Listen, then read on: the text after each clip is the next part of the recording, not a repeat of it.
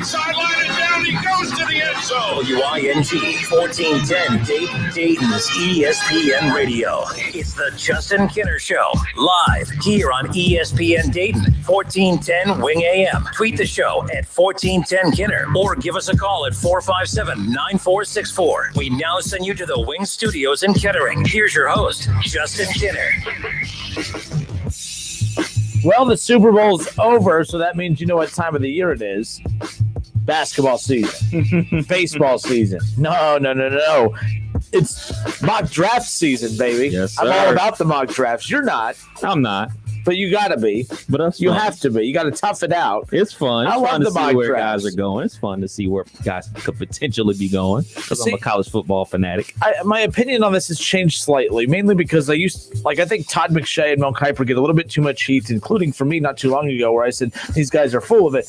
Kev, the thing that's interesting about the way that they do theirs, and like everyone has insiders, right? Inside information, but like these guys literally, they are in the know. They literally talk to every general manager.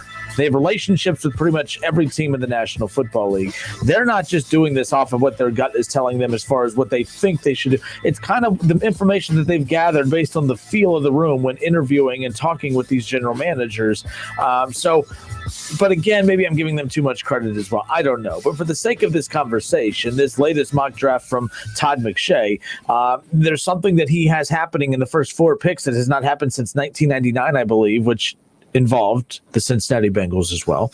So, we'll get into that momentarily. But a lot to get into as far as that goes. We're going to talk about the National Basketball the Association, right? Yes, sir. The national anthem has been the point of conversation there. And again, I know that's, we're not getting political here, but it's an interesting conversation to have because it could impact how, what we see and hear whenever we go to a Reds game, a Dragons game. I know that's not the NBA, don't get me wrong, but I think it could have a snowball effect as far as what you might see from around the country for how it is, the impact as far as that goes. But we'll get into that coming up in a bit. I want to open up with Todd McShay's latest mock draft.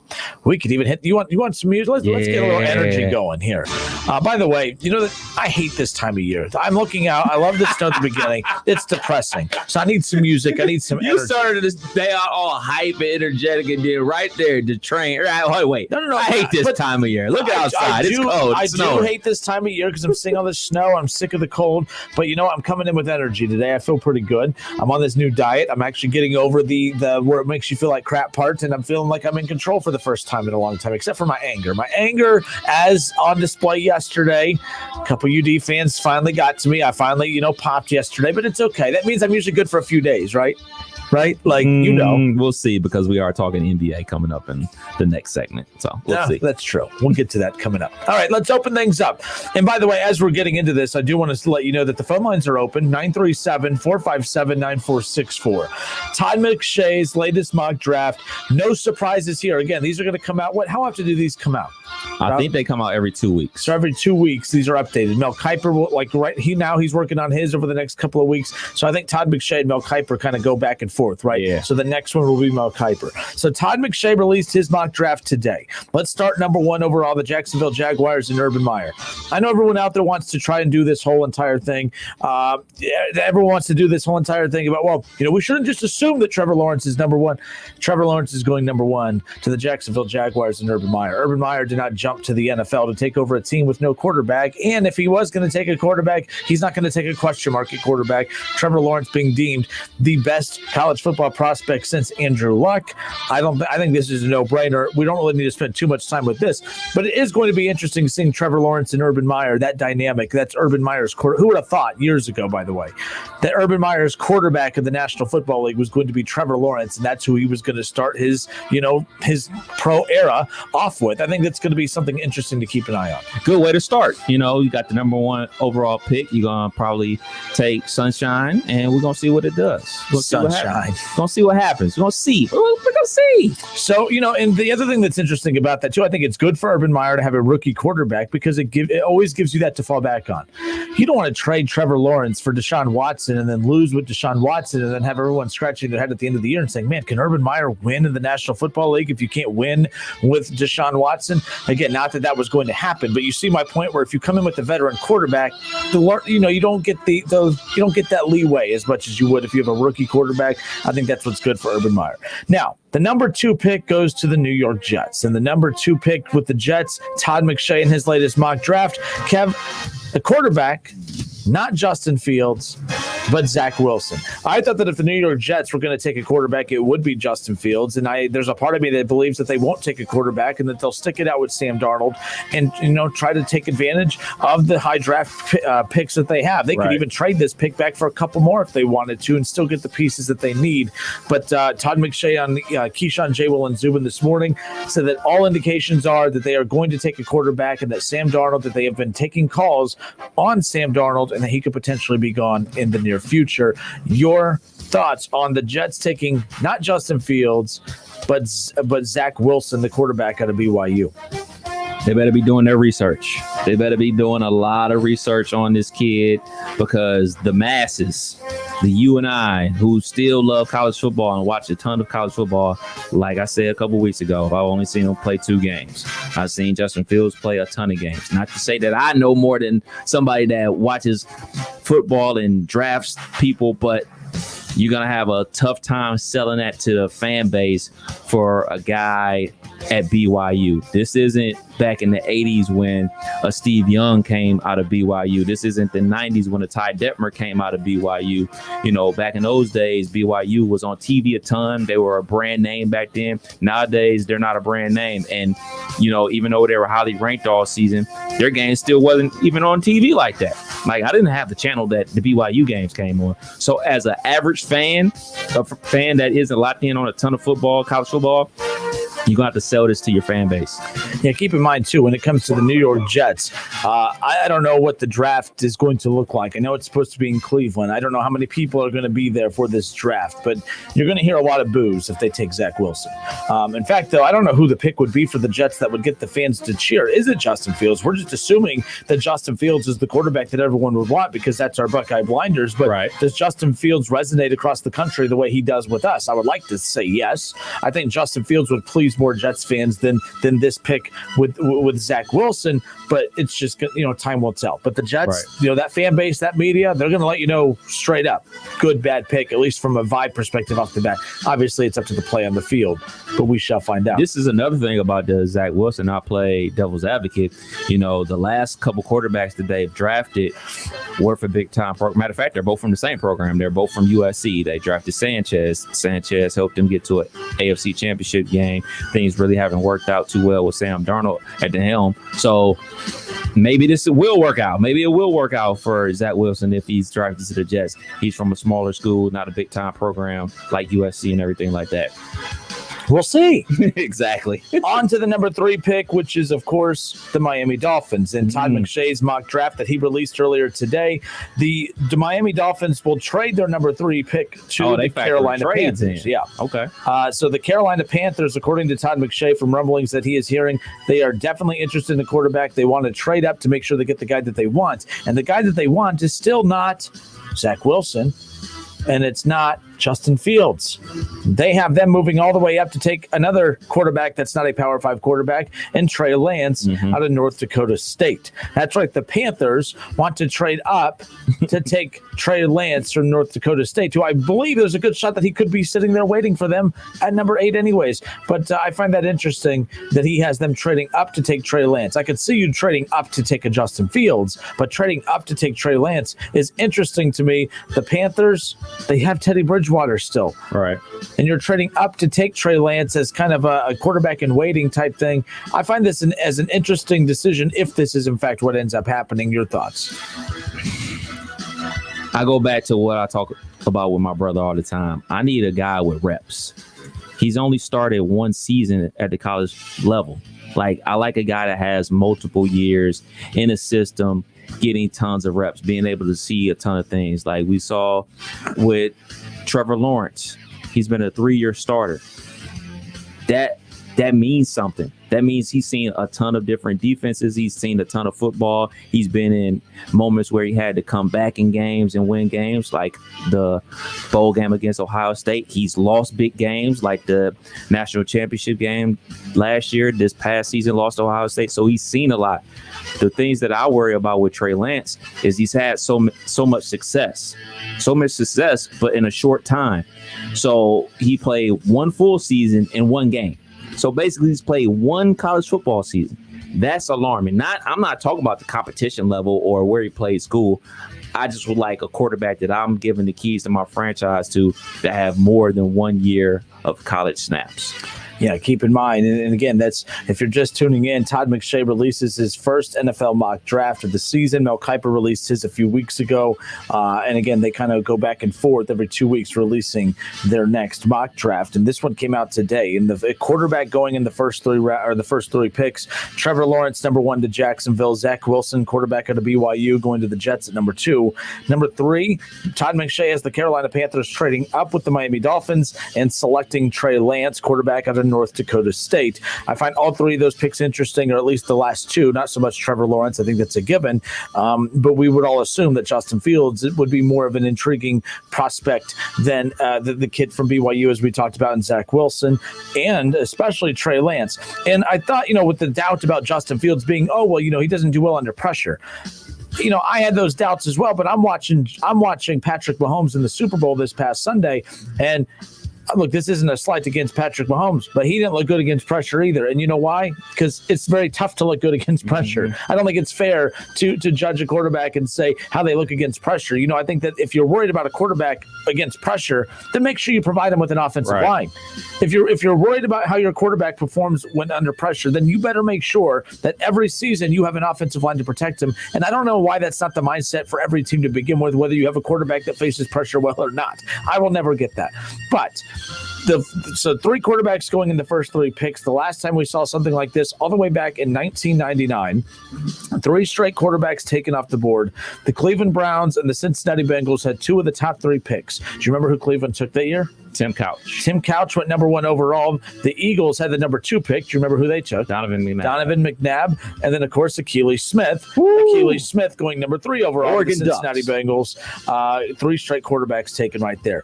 Interesting, nonetheless, that according to this mock draft, we could see that. But 1999 had 3 straight quarterbacks taken, and then a running back was taken immediately after to put an end to that. Edgerrin James, by the way, a Hall of Famer. And Ricky Williams go back-to-back after that. That was a good draft. Yeah. And, it was a good draft. Like Donovan McNabb, better than Tim Couch and Achilles Smith, obviously. Yeah. But Edgerrin James, Ricky Williams, Torrey Holt, Champ Bailey, those were your first 7 picks in 1999.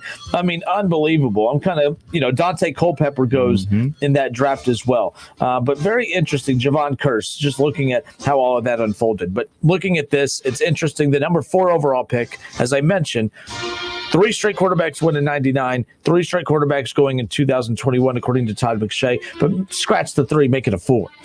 He does have the Atlanta Falcons taking Justin Fields, quarterback of Ohio State. I think this makes a lot of sense. Remember yesterday we talked about a lot of buzz about teams that we're not even talking about right now on the phones looking to move their quarterback. Apparently the Falcons have been on the phone as well.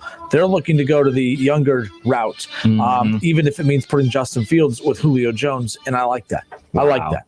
I like it too, and I like it for Justin Fields to go to a situation where there's a ton of weapons. You talk about Julio Jones, but they also have Calvin Ridley there.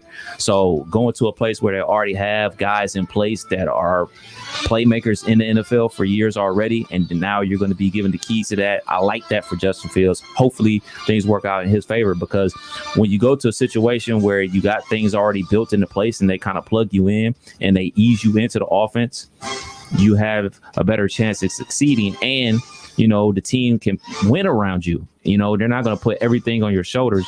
As a young quarterback, when you just try to just throw everything at them and you don't win, you can quote unquote break them.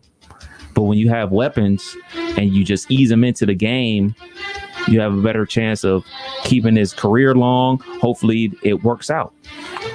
Yeah, keep in mind, at Ohio State for 2 seasons, 63 touchdowns and just 9 interceptions. And let's be fair here, 63 touchdowns, 9 interceptions.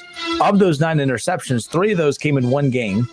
and 2 came in another. Mm-hmm. So 2 games count for the majority of those interceptions that were thrown that came this season. Look, I think Justin Fields is going to be a fine pro quarterback. I understand the hesitancy, but I think that this is what happens in the draft, Kev. They're not looking for reasons to draft you. They're looking for reasons not to draft you. Mm-hmm. And what's going for guys like Trey Lance and what's going for guys like the kid that they have out of BYU and Zach Wilson, when they're looking for reasons not to draft you, there's less of those reasons popping up on the film because you're not going up against the same level of competition. I don't care about that. I mean, I do have that elitist mentality, but I think there's an elitist mentality and there's a lot of common sense that's involved there. I mean, you're going up against the better competition, so right away that should tell you that, hey, this is more of a true indicator of what you're going to see in the NFL versus what the kid at BYU and Trey Lance sees at North Dakota State. I think that's fair to at least consider. Yeah, it's fair to consider. I am on the other side of the fence with that. I do believe that I want to draft a quarterback that is the reason my team or the college team was winning games. But can't you say that about all these guys, though? But I don't necessarily. But if you look at everything around Justin Fields, we can even take a step back. We could say, look at all the weapons that JT Barrett and Dwayne Haskins had with them at Ohio State. Tons of guys that went in the first couple of rounds of the NFL.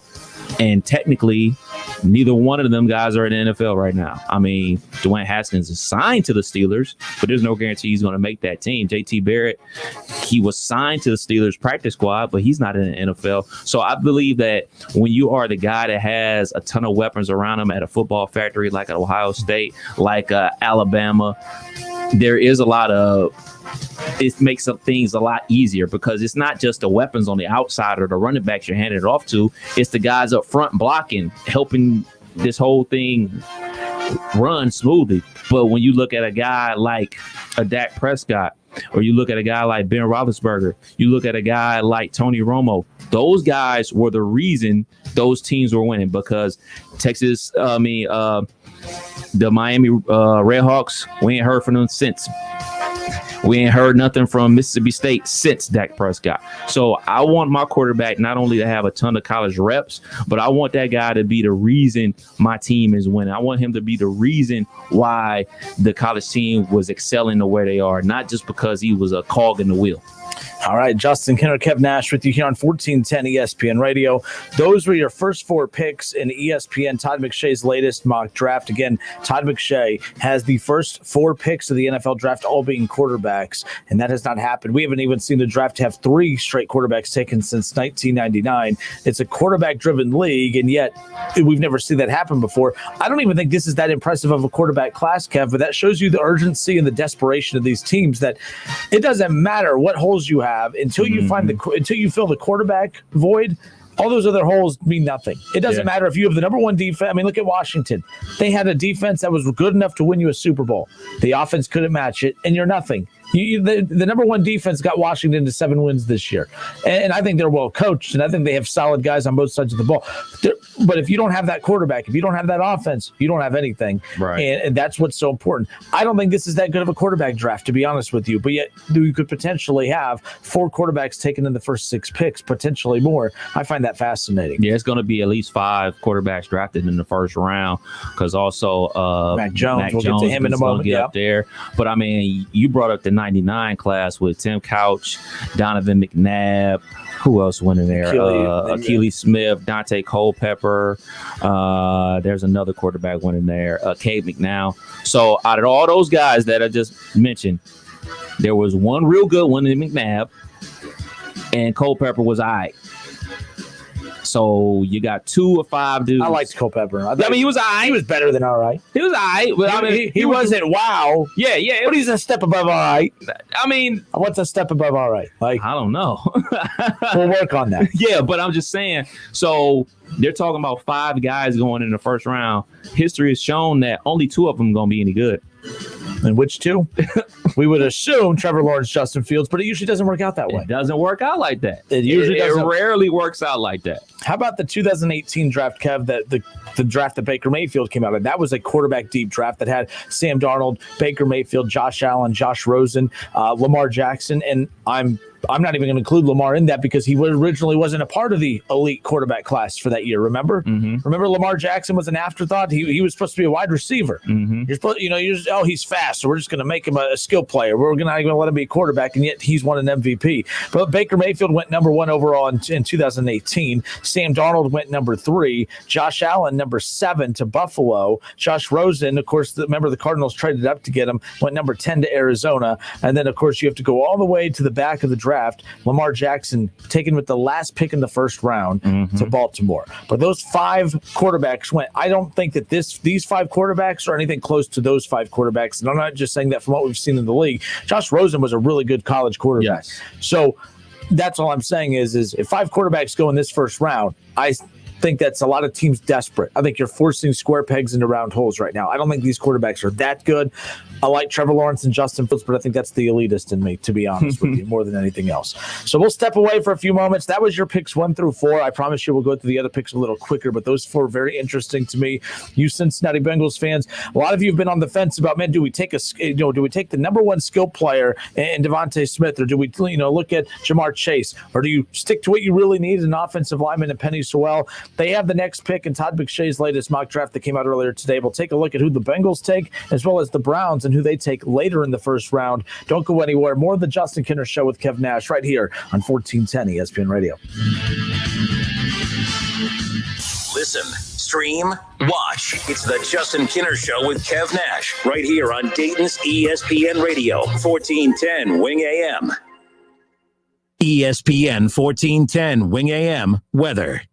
This afternoon will be cloudy with snow, a high near 25. Tonight's also going to be cloudy with snow, a low around 16. And tomorrow's going to be cloudy with a slight chance of snow, a high near 26. I'm Pete Spivak for 1410 ESPN Radio. Hey, this is TV personality Eric Bowling with NFL Hall of Famer Brett Favre. Get out. The NFL Hall of Famer Brett Favre. Yeah, it depends on if you want money or not, or if I owe you. Well, okay, I'll take it. We're coming together for a new weekly podcast called Bowling with Favre.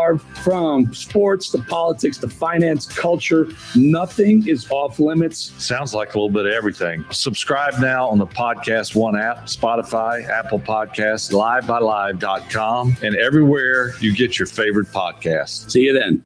Procter & Gamble, the company behind some of your favorite brands like Tide and Charmin and Pampers, is now hiring entry-level technicians at the Dayton Distribution Center. P&G is offering a competitive pay rate of $16.44 per hour for 8 and 12-hour rotating shifts, plus an additional per-hour rotating shift incentive. P&G offers a comprehensive benefit package on day 1, including medical, dental, and 401k. For more information, visit pgcareers.com. Search for Dayton and apply today. Procter & Gamble is an equal opportunity employer. There's nothing better than a fresh-made home-style meal, but not everyone loves the hassle of cooking. At Lee's Famous Recipe Chicken, home-style happens here with our famous 12-piece family meal at a great price. This famous family meal includes 12 mixed pieces of Lee's fresh, never-frozen chicken that is honey-dipped, hand-breaded, and cooked to perfection, plus 3 large sides and 6 fluffy biscuits. Get a home-style meal made easy today with Lee's 12-piece family meal at a great price. Only at Lee's, famous for chicken.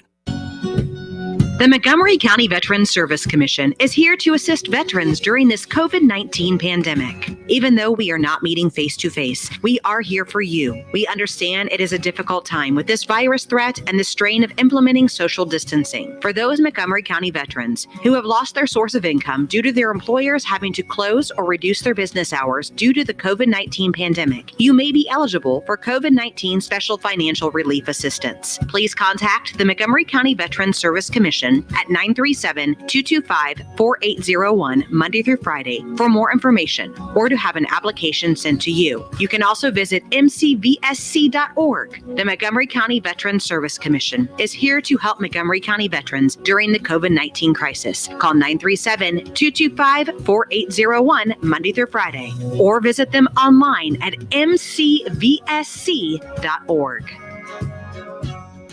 The spread of COVID-19 is still unchecked across the nation, and you need to keep your family safe. Make a new habit and check your temperatures twice a day, once before dinner and before leaving home in the morning. You can't afford to take chances, so use the Exergen Temporal Scanner. Its accuracy is backed by more than 80 clinical studies, and it takes an accurate reading in seconds. It's the only home thermometer used and recommended by hospitals, doctors, and nurses. Quick and easy to use. You can count on Exergen to keep your family safe 24 hours a day. Starting route. Your destination is 0.1 miles away. If you drive less than 500 feet, turn left. You have arrived at your destination. If you drive less than 25 miles a day, you could be paying less every day with pay-per-mile car insurance from Allstate. You get the same reliable coverage and hands-on expertise you'd expect from Allstate, but now at a price that's tailored to the miles you drive. Call your local Allstate agent and start paying what's right for you. Includes a daily rate. Prices vary based on how you buy. Subject to terms, conditions, and availability. Not applicable in California. Allstate Fire and Casualty Insurance Company and its affiliates. If I'm not commuting anymore, where do I really want to live? While you handle life's questions, Merrill Guided Investing helps you manage your portfolio and invest for your next move with the option to work with an advisor at a low cost and minimum. Merrill, a Bank of America company. Visit merrilledge.com/investing goals to get started today. Investing involves risk. Merrill Lynch, Pierce, Fenner & Smith Incorporated, both a registered broker-dealer and investment advisor, member SIPC. Investment products are not FDIC insured or not bank guaranteed and may lose value. Rittal North America, LLC is hosting a hiring event on Saturday, February 20th at the Champaign County Fairgrounds in Urbana at the Michaels Horticulture Building from 9 a.m. to 2 p.m. Rittal has immediate openings for experienced welders, machine operators, paint unloaders, and paint loaders. Why choose Rittal? We have recently raised our hourly pay rates and are offering a sign-on bonus if you attend job fair and meet requirements. Plus, a new pay structure with a generous benefits package. Mask required to attend. Rittal is an affirmative action and equal opportunity employer. What can help you take advantage of today's low mortgage rates and save money? Rocket can. You could save hundreds of dollars every month by refinancing with Rocket Mortgage at today's near historic low rates. If your current rate is over 4%, with today's low rates, you could lower your payment by over $150 a month, saving thousands in interest every year. With a cash out refinance from Rocket Mortgage, you could consolidate and pay off high interest debt, tackle home improvements that could add value to your home, or even set aside cash for your child's future education. We've already helped over 1 million clients just like you reach their home financing goals this year alone. So remember this. What can give you the technology to refinance easily and save money? Rocket can. Call us today at 8338-ROCKET or go to rocketmortgage.com. That's 8338-ROCKET or go to rocketmortgage.com. Savings are based on quick loans, internal data. Placing fees may apply. Call for cost information and conditions. Equal housing lender. Licensed in all 50 states and MLS Consumer Access Federal number 330. You could continuously cough for hours on end, or you could take Delsym Cough. Delsym Cough gives you 12 cough relief hours. Visit Delsym, DELSYM.com. Use as directed. Hey everybody, it's Stephen A. Smith, and everyone knows my feelings on Cowboys fans. But really, Justin Kenner, you're a Cowboys fan and a Browns fan? Good Lord have mercy. I don't know what the hell to do with y'all. I really don't. It's the Justin Kenner Show with Kev Nash. Weekdays from 3 to 6 p.m. on 1410 ESPN Radio. On Twitter, make sure to give us a follow. Search 1410 Kenner for Justin Kenner on Twitter. That's 1410 KINNER. And ESPN Dayton for the station Twitter handle.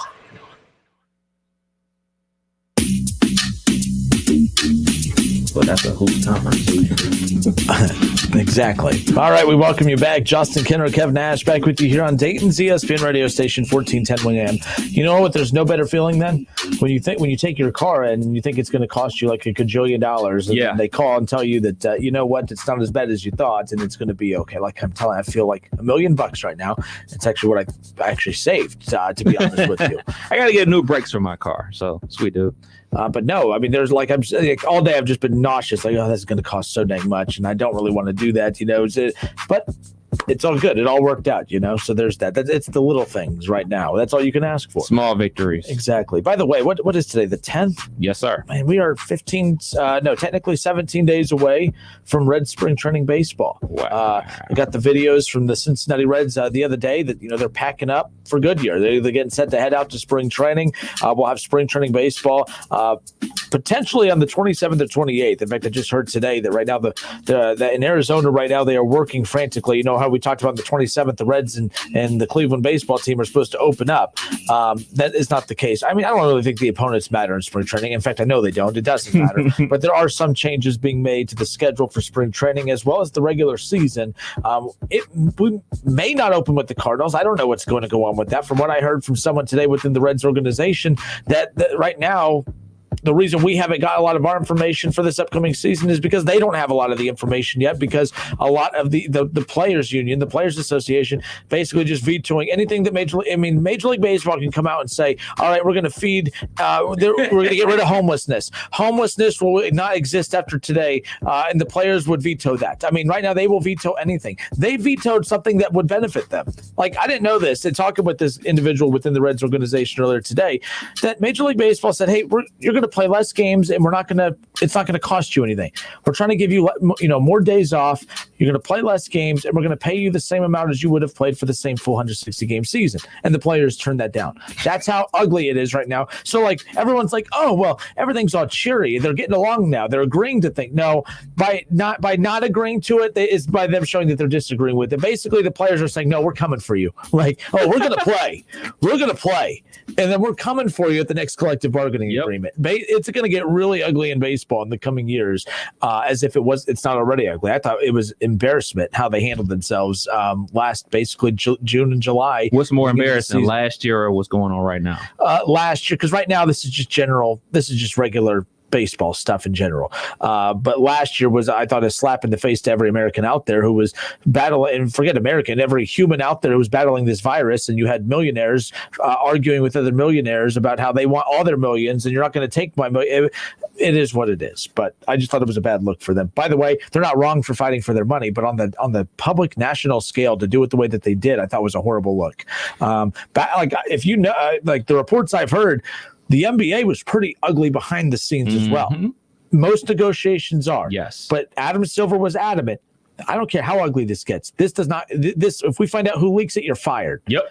And that's the difference between that leadership and what's going on in Major League Baseball. So, like I said, I am not mad at them for fighting for their money, but I'm mad at how many players, on video games, Bryce Harper coming out, say, oh, yeah, he needs to get his. We need to get ours. We're not going to play. We're not going to, they don't want to give up any of their money as during a time. Keep in mind, that was peak pandemic. I'm not saying that we're in the cruise control mode right now, but peak pandemic when there was more questions than answers.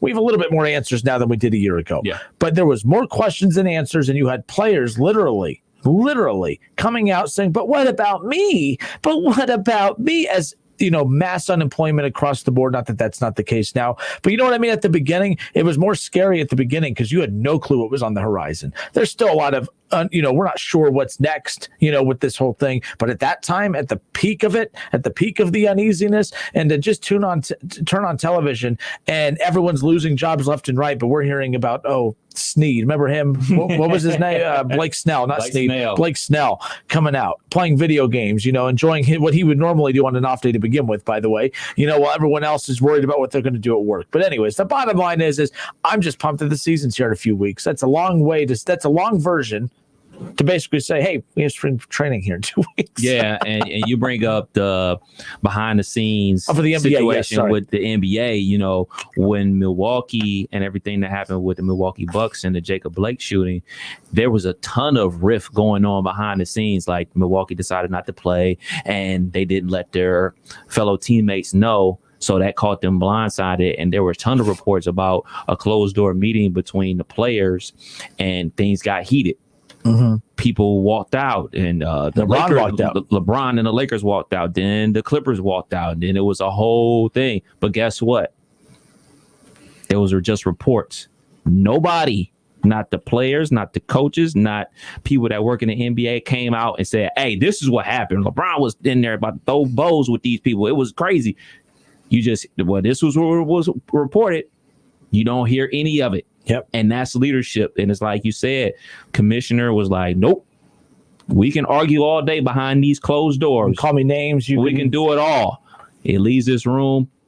That's your butt. It's your ass. I'll say it. It's your ass. But no, that's basically what made last year. So like I said, it's not as if like, just like any of us, we're going to fight for every dollar that we're going to make, and we shouldn't expect them not to, but you shouldn't go out and you should never talk about how much money you make with people. You shouldn't, if you're a millionaire athlete, be going publicly saying, oh no, we want all of our million. It's tough for us regular folk to be able to be able to connect with you and say, oh yeah, I feel for you. But there were some boobs out there that felt for him. So there's that. But all right, Justin Kinner, Kev Nash with you here on 1410 ESPN Radio. Back to the NFL mock draft from ESPN's Todd McShay. We'll get that NFL music queued back up. Yeah. Oh yeah, we got to get that back up. So we're going to go through this a little quicker than we did the first four, but I thought the first four picks were pretty interesting.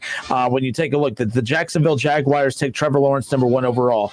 The New York Jets, geez, talk, Justin, what is wrong with you? The New York Jets select Zach Wilson, quarterback out of BYU, with the number 2 pick, which has surprised and angered a lot. Todd McShay, who released this mock draft, is getting lit up for it, and it started this morning on ESPN's Get Up and Keyshawn, J. Will, and Zubin, and basically throughout all the ESPN radio and TV shows throughout the day.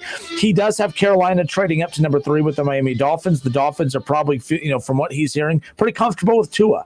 That there's still some question marks for Tua, but there's going to be just as many, if not more, question marks for a Justin Fields or a Trey Lance or anyone else for that matter, that they're comfortable moving forward with him. They're going to trade back. Carolina moves up, does not select Justin Fields, but takes Trey Lance with a number 3 overall pick. Right. Number 4 pick, the Atlanta Falcons. Todd McShay has the Falcons selecting Justin Fields out of Ohio State. 4 straight quarterbacks selected in his mock draft. We haven't seen anything like that since 1999 when 3 straight quarterbacks were selected, as Kevin and I talked about. Tim Couch, number 1 overall to the Cleveland Browns. Donovan McNabb, the number 2 pick to the Philadelphia Eagles. And Bengals fans, as you know, Akili Smith, number 3 overall to the Cincinnati Bengals. If you would have just took on with the running back, you could have selected Edgerrin James or even a Ricky Williams. But we all know how that Ricky Williams thing, we know how much they gave up to go and get that. But nonetheless. Ricky Williams was a dog when he got to Miami. I loved Ricky Williams. The Saints years weren't so good, but those years he was with the Dolphins, oh, man, he was unbelievable.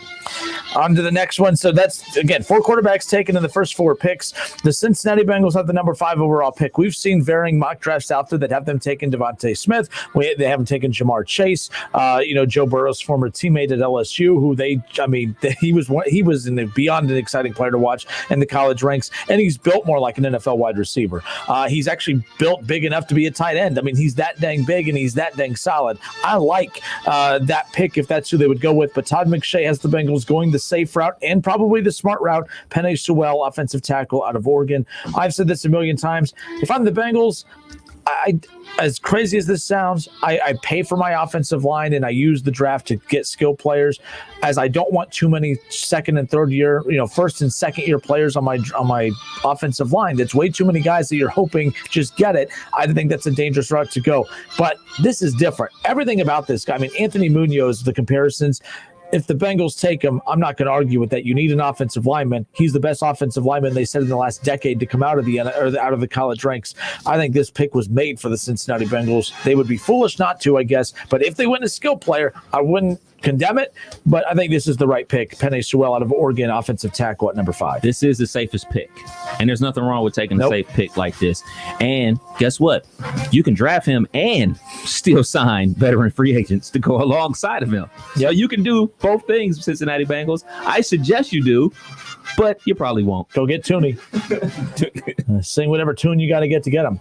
How about this? Matt Sturgeon on Facebook, who usually we argue all things, college basketball, but he brings up a good point. He says wide receivers will be available in free agency and later in the draft. So if Sewell is available, you take him. If he is gone, then go get Chase. If both are gone, trade down for picks. Matt, I'm curious your thoughts. Jamar Chase, if he's not there, you say trade back. What about Devontae Smith? I love Devontae Smith. I think that we figured. Remember, it was the day after the national championship game, the first mock draft came out, and everyone was like, take him. Take him number 2 overall. I jumped on the hype train, too. I think the guy's electric. I think he reminds me of Randy Moss. He has that same small build as Randy. Was much taller and bigger than what he gets credit for. But I'm a big fan of Devontae Smith, but I think it would be a gamble to take him at number 5 because of his size. I think the Bengals need to take offensive line right there.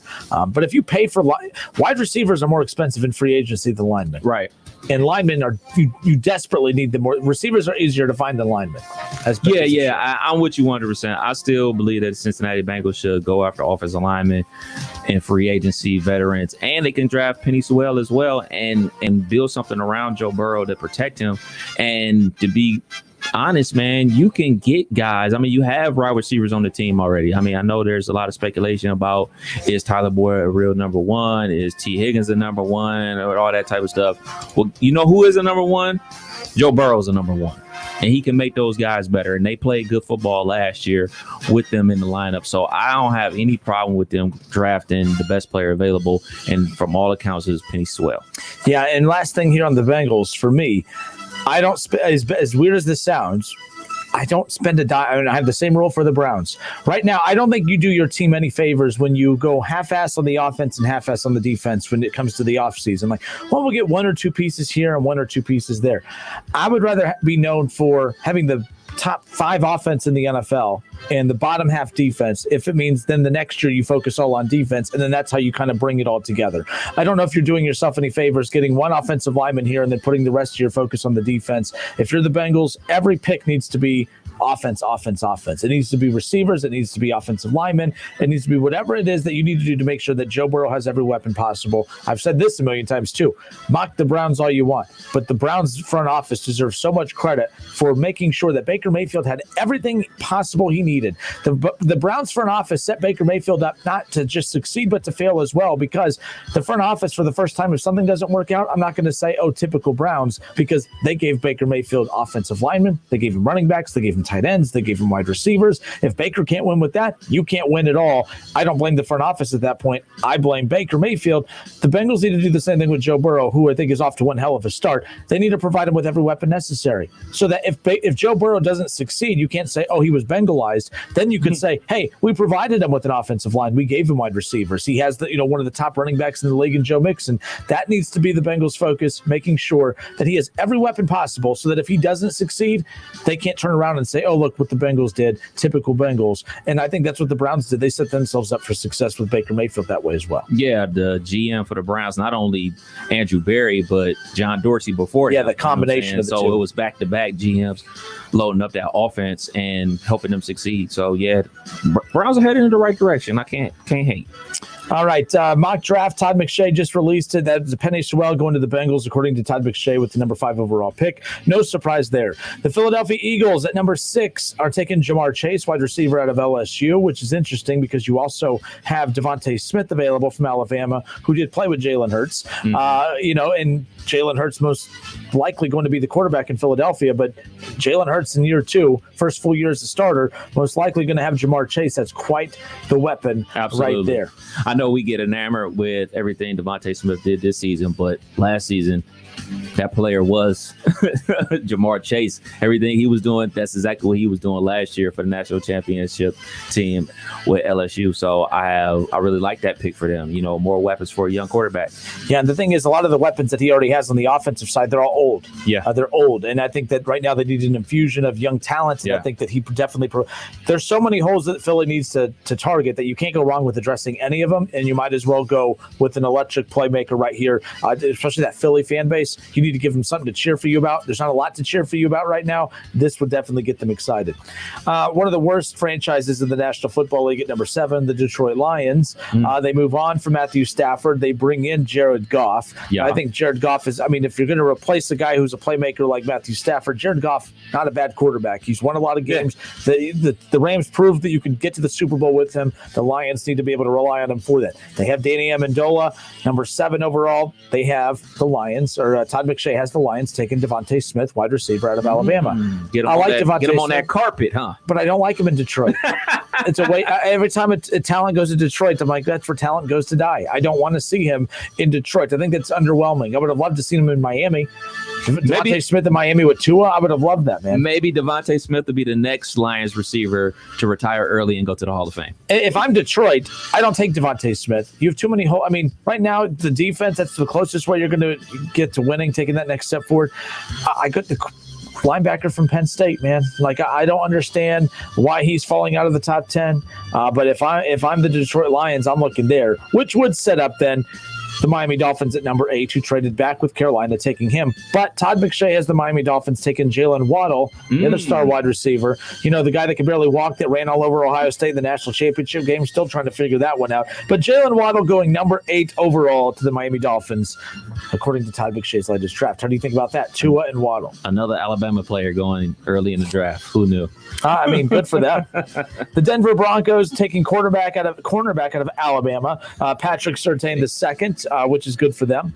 Drew Lock, of course, is their quarterback. You know, that's how I know I'm getting older. Like, I remember Patrick Surtain when he played with the Dolphins. And a quick story, I went to Miami on a spring break, and we ran into Patrick Surtain Sr. at a bar and everything like that. I was like, that's Patrick Surtain. He bought the whole crew around the drinks and everything like that. So, yeah, nice kids about to be playing in the NFL. So you could be like, hey, I partied with your dad back in the day. So you're old man Kev. When you could tell current draft picks in the NFL that, hey, I partied with your dad back in the day. Oh, man, you are old man. Yeah. That's old man status right there. All right, the Dallas Cowboys are the number 10 overall pick. Caleb Farley, cornerback out of Virginia Tech. Again, these are important picks. These are important positions you have to draft. They're not sexy. They're not flashy. They're boring. I don't think that Broncos fans are going to be doing cartwheels for Patrick Surtain. Unless he turns into Champ Bailey. Yeah, but, you don't find that out till later. How about the Cowboys with Caleb Farley? I don't think Cowboys fans are going to be doing cartwheels for that. But I think it makes a lot of sense for the Cowboys, who definitely need help some on that defensive side. We'll talk about their offensive issues coming up. All right, that's the top 10. Todd McShay's latest mock draft. We have picks 11 through 30 coming up next. We close it out here in the hour number 1. All reaction to Todd McShay's latest mock draft. The Cleveland Browns coming up around the corner as well. We'll be back in just a moment. It's the Justin Kinner Show with Kev Nash on 1410 ESPN Radio. If you're a first-time buyer, finding your first real home can feel like this. Hot property. Not going to last long. Multiple offers. 30 or fixed. We need earnest money. But a realtor has the expertise to strip away all the noise and focus on what really matters to you. You're going to love this place. Great neighborhood. School is walkable. It even has a huge yard so Henry can practice his penalty kicks. Finding the right place starts with you and a realtor with the expertise to make sure your voice is the only voice that matters. Realtors are members of the National Association of Realtors. That's who we are. If I'm not commuting anymore, where do I really want to live? While you handle life's questions, Merrill Guided Investing helps you manage your portfolio and invest for your next move with the option to work with an advisor at a low cost and minimum. Merrill, a Bank of America company. Visit merrilledge.com/investing goals to get started today. Investing involves risk. Merrill Lynch, Pierce, Fenner & Smith Incorporated, both a registered broker-dealer and investment advisor, member SIPC. Investment products are not FDIC insured or not bank guaranteed and may lose value. Cordell Transportation is now hiring Class A CDL drivers. $5,000 sign-on bonus. That's right, $5,000 sign-on bonus. Home daily dedicated lanes, no-touch freight. Apply today at CordellTransportation.com. Cordell Transportation, driven to succeed. Why would I sell the car of my dreams for a food truck that wasn't? Or rattle off condiment combinations in my sleep? Extra mayo, all the mustard, ketchup on the side. I mean, when did an app become my favorite tool? Nothing personal, Spatula. It's because I wanted to make the best burger ever. And QuickBooks suite of tools helped me get there.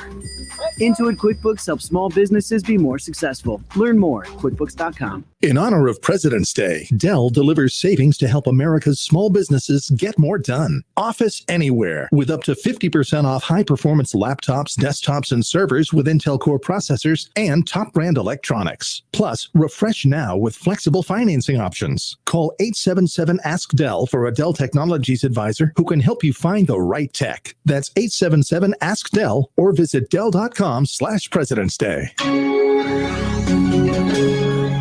There's never any FOMO with the iHeartRadio app. You won't ever have to miss out on your favorite shows and contests with this radio station again. Radio 24/7, 365. We're here when you want us. Stay connected and listen anywhere when you download the free iHeartRadio app. My part-time service in the Army National Guard makes it possible for me to be more for the community I call home. My training helps me at work when I lead by example. My service in the Army National Guard allows me to keep my community and those I care about safe from threats. Learn more about how you too can live and serve part-time close to home by visiting NationalGuard.com. Sponsored by the Ohio Army National Guard. Aired by the Ohio Association of Broadcasters and this station. Dutch Boy's new Platinum Plus paint with Stain Shield technology has the performance you expect from a luxury paint at a price you didn't. Platinum Plus is up to 50% more washable and stain resistant than a leading premium paint in satin sheen. Superiority ranges from 24 to 50% depending on sheen selected. Platinum Plus keeps your walls looking new longer. Menards and Dutch Boy Paint have you covered. Go ahead, live your life.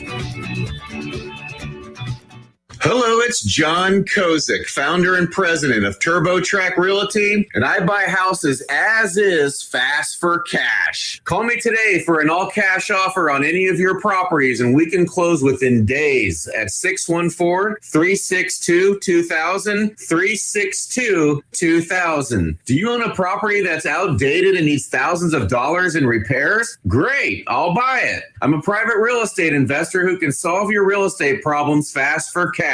Do you want to sell and just be done with it? Okay, great. I buy vacant properties, boarded up houses, pre-foreclosures, and inherited properties. I also buy apartment buildings, rental portfolios, divorce homes. I even buy my tenant won't pay me the rent houses. I look forward to solving your real estate problems today. Give me a call for an all-cash offer at 614-362-2000, 614-362-2000. Get in the zone, AutoZone. Welcome to AutoZone. What are you working on today? Sure, we can help you knock that oil change right off your list. Right now, you can get 5 quarts of Castrol Edge full synthetic motor oil and an STP extended life oil filter for just $29.99, plus a $10 bonus reward if you're an AutoZone Rewards member. Not a member? We can sign you up fast, right here in store or on AutoZone.com. Getting the job done just got easier. Terms at AutoZone.com/rewards. Restrictions apply. Get in the zone, AutoZone. DSC. There are so many razors out there. How do you choose which one's right for you? Well, at Dollar Shave Club, we got you. With a 6-blade cartridge for daily shavers with short hair and a 4-blade cartridge for less frequent shavers with longer hair. Still confused? Well, we put both blades in one new starter box, so you can test drive both. Check out dollarshaveclub.com/ESPN, dollarshaveclub.com/ESPN, and visit DSC at your nearest store. You've got questions, we got answers. Welcome to the club. Now at a store near you. D-Max, home of the award-winning Duramax diesel engine, is hiring for production. They're holding a job fair at Golden Gate Park in Brookville, Ohio on February 12th from 1 p.m. to 5 p.m. Go to dmaxengines.com to download and complete the application, or bring your resume with you. Shop the President's Day sale at Mattress Firm and save up to $500 on top-rated mattresses from brands like Sealy and Sleepy's. Don't miss out. Don't miss the Justin Kinner Show with Kev Nash, weekdays at 3 p.m. on Dayton's ESPN Radio, 1410 Wing AM. So you want to talk about outliers? Those guys are outliers. You're lucky that this thing's separating us. That's all I got to say. For facts, though. I got your facts right here. Listen, stream, and now watch. Search the Justin Kinner Show on Facebook to follow along. Whether you're at home, at work, or in your car, tune in to ESPN 1410 Wing AM or stream us live at wingam.com. And we are back. Justin Kinner, Kev Nash with you here on 1410 ESPN Radio. Todd McShay's latest mock draft has Justin Fields, quarterback at Ohio State. You know who he is. Going number 4 overall to the Atlanta Falcons. And the NFC South, that's a tough division. You have the Carolina Panthers who are on the up, and I think the Falcons are in a tough spot because they're in the middle. I don't think they know what they are. They're an older roster that has good enough talent to win games, but they want to go the opposite way. But I think that's tough when you have talent. It's tough to really go all in on biting that bullet and saying, okay, we're just going to blow it all up. You're going to bring in Justin Fields with the number 4 overall pick, but then you look at the depth chart of the Falcons, and it's like, man, you're going to provide Justin Fields with Julio Jones, and not just Julio Jones, but Calvin Ridley. And you look at the run game. They're Todd Gurley. If you are Justin Fields, Justin Fields might come in and be the most successful rookie quarterback of all of these guys. Yeah. The Falcons, if they play their cards right, Justin Fields could come in. Like, everyone's so bummed about, oh man, Trey Lance and Zach Wilson and these guys all being picked ahead of Justin Fields. I've always said this: the further back in the draft you go, more times than not, that's a good thing. Unless you're Dwayne Haskins, who, I mean, you know how bad his luck is that he drops out of the top 10 and still ends up with a big disaster being Washington. I mean, it's unreal. Usually you fall out of the top 10, and you know there's some decent teams there that are a lot further along, being closer to being playoff teams, and he of course has to end up in that situation. But if Justin Fields does get drafted by the Falcons, Kev, Julio Jones, Calvin Ridley, Todd Gurley. Yeah. I mean, come on. I mean, Hayden Hurst at tight end as well. Of course, Atlanta, they lost, Hooper to the Browns a season ago, but he was one of their best playmakers. A lot of the Falcons' issues, of course, came at the defensive end. That's going to really have to be where they kind of focus on for a lot of their other picks. But I don't know if Atlanta drafts Justin Fields and he has Julio Jones and Calvin Ridley and Todd Gurley. I love that. My problem is I don't know if the Falcons go on to draft Justin Fields, if those guys are going to be there. They might just say, hey, we're opening all of this up because we're starting the rebuild process. Julio Jones would probably be on the way out. Todd Gurley would probably be on the way out. I think Calvin Ridley is young enough that you keep and you build around Justin Fields moving forward. Yeah, Julio is 32 years old. We think of Julio Jones and we think about that Super Bowl, and how dominant, how dominant he was. But you start adding up all these years that he's been in the league, you got to think we think that AJ Green is old, right? They're the same age. Mm-hmm. So we're seeing AJ Green fall off and everything like that, but it's only a matter of time before Julio does the same thing. That foot injury that he always gets every single year, is that going to keep him out 3 games this time, 4 games this time, or his usual 1 game that he has to miss? So all those things play a factor in what Atlanta's going to do, because on paper it looks great. We got Julio Jones on one side, we got Calvin Ridley on the other side, we got Todd Gurley in the backfield, we plug in a rookie quarterback, we get a fan some more excitement, we trade Matt Ryan for a couple picks, we can infuse our lineup, but everything go off the rails real quick with a bad injury to Julio Jones. Yeah, I mean, easily. And I think that, I had Calvin on my, team, my fantasy team this past year. And of course, he provided me with a nice little payday.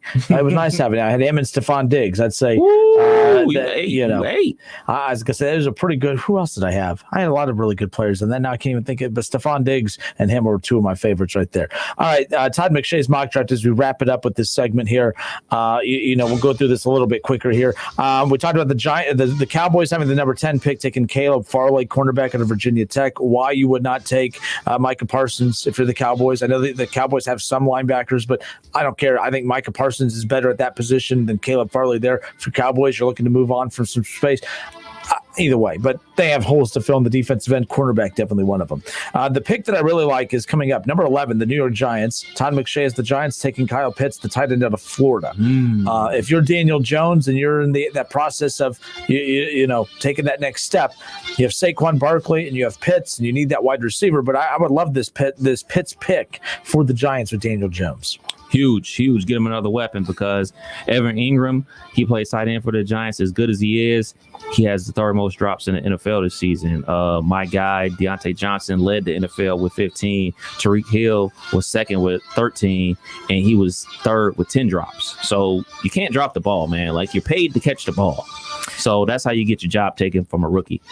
Speaking of rookies and speaking of rookie quarterbacks, the Chicago Bears, according to Todd McShay's latest mock draft, he has the Bears trading up to trade with San Francisco for the 12th pick to select Mac Jones, quarterback out of Alabama, another Alabama pick. I think that's interesting. There's a lot of talk there that, the Bears are in line to potentially get Carson Wentz from Philadelphia. The Bears would make a lot of sense for Deshaun Watson out of Houston, but reports out of Houston and Philadelphia both have no interest in moving on from their quarterbacks right now. Of course, that's what they want you to think. Mm-hmm. Who knows what's really going on behind closed doors? I like Mac Jones in Chicago. I think, I don't know. Like I said, it's a bad situation for any quarterback. If it's Mac Jones, if it's Carson Wentz, especially if it's Carson Wentz, because their coach is on the hot seat. Mm-hmm. So you don't want to come into a situation where the coach is on the hot seat. So, all right, you plug in a rookie quarterback, you go 6-10, coach gets fired. Now you got a new system already your 2nd year. Then you look at the Carson Wentz situation, you plug him in oh man, he was with in Philly with you, everything's gonna work out right. Wrong, you're still gonna probably go about 7-10. 7 and 9, and then boom, Carson Wentz, your whole career's in limbo. So I think that Chicago Bears situation is stay away, get away. He already got one coach fired. He didn't need to get someone else fired. Number 13, the Los Angeles Chargers. Brandon Staley, former Dayton Flyer quarterback for the Flyers back in the day, now the head coach of the Los Angeles Chargers. The Chargers are selecting Rashawn Slater, offensive tackle out of Northwestern. Again, last year when we were talking, when I kept bringing up Justin Herbert against Joe Burrow, everyone's like, well, Joe Burrow's clearly better because his offensive line is bad. I'm like, well, so is Justin Herbert's. Justin Herbert didn't have a good offensive line either. That's why you have the Chargers addressing their offensive line out of the Big Ten, of course, which is smart thinking on their part. Rashawn Slater, offensive tackle at Northwestern. Todd McShay has the Chargers taking it number 13. At number 14, offensive tackle at USC, Elijah Vera Tucker, going to, of course, the Vikings. And at number 15, this was the pick that everyone anticipated Mac Jones falling to. Okay. But if Todd McShay has the Bears moving up to get him, that leaves the Patriots without a quarterback. So that means 5 quarterbacks selected in the first 12 picks. And there's nothing left in remaining there for the Patriots. But they have the New England Patriots taking Micah Parsons, linebacker out of Penn State. I don't like that pick. I don't think that makes sense. I don't see them going that route. Anywhere Micah Parsons lands is a great pick. So good for him. He's going to be a baller.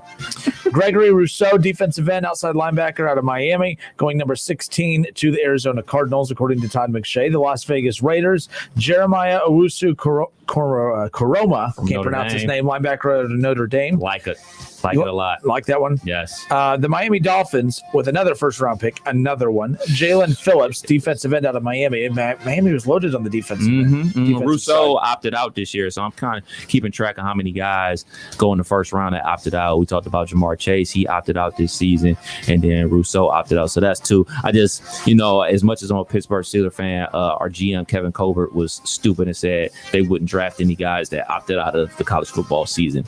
That's a bunch of baloney, but continue. Washington may not know exactly who the quarterback of the future is, but the immediate future looks like Alex Smith, potentially. They just signed, who's the quarterback that started for them. They just gave him an $8 million contract extension. Good for him. A lot of it is incentive-based, and I feel bad that I can't think of his name off the top of my head. But regardless, he gets it. But they have Washington. Todd McShay has Washington with the number 19 pick. They already have Terry McLaurin, wide receiver out of Ohio State.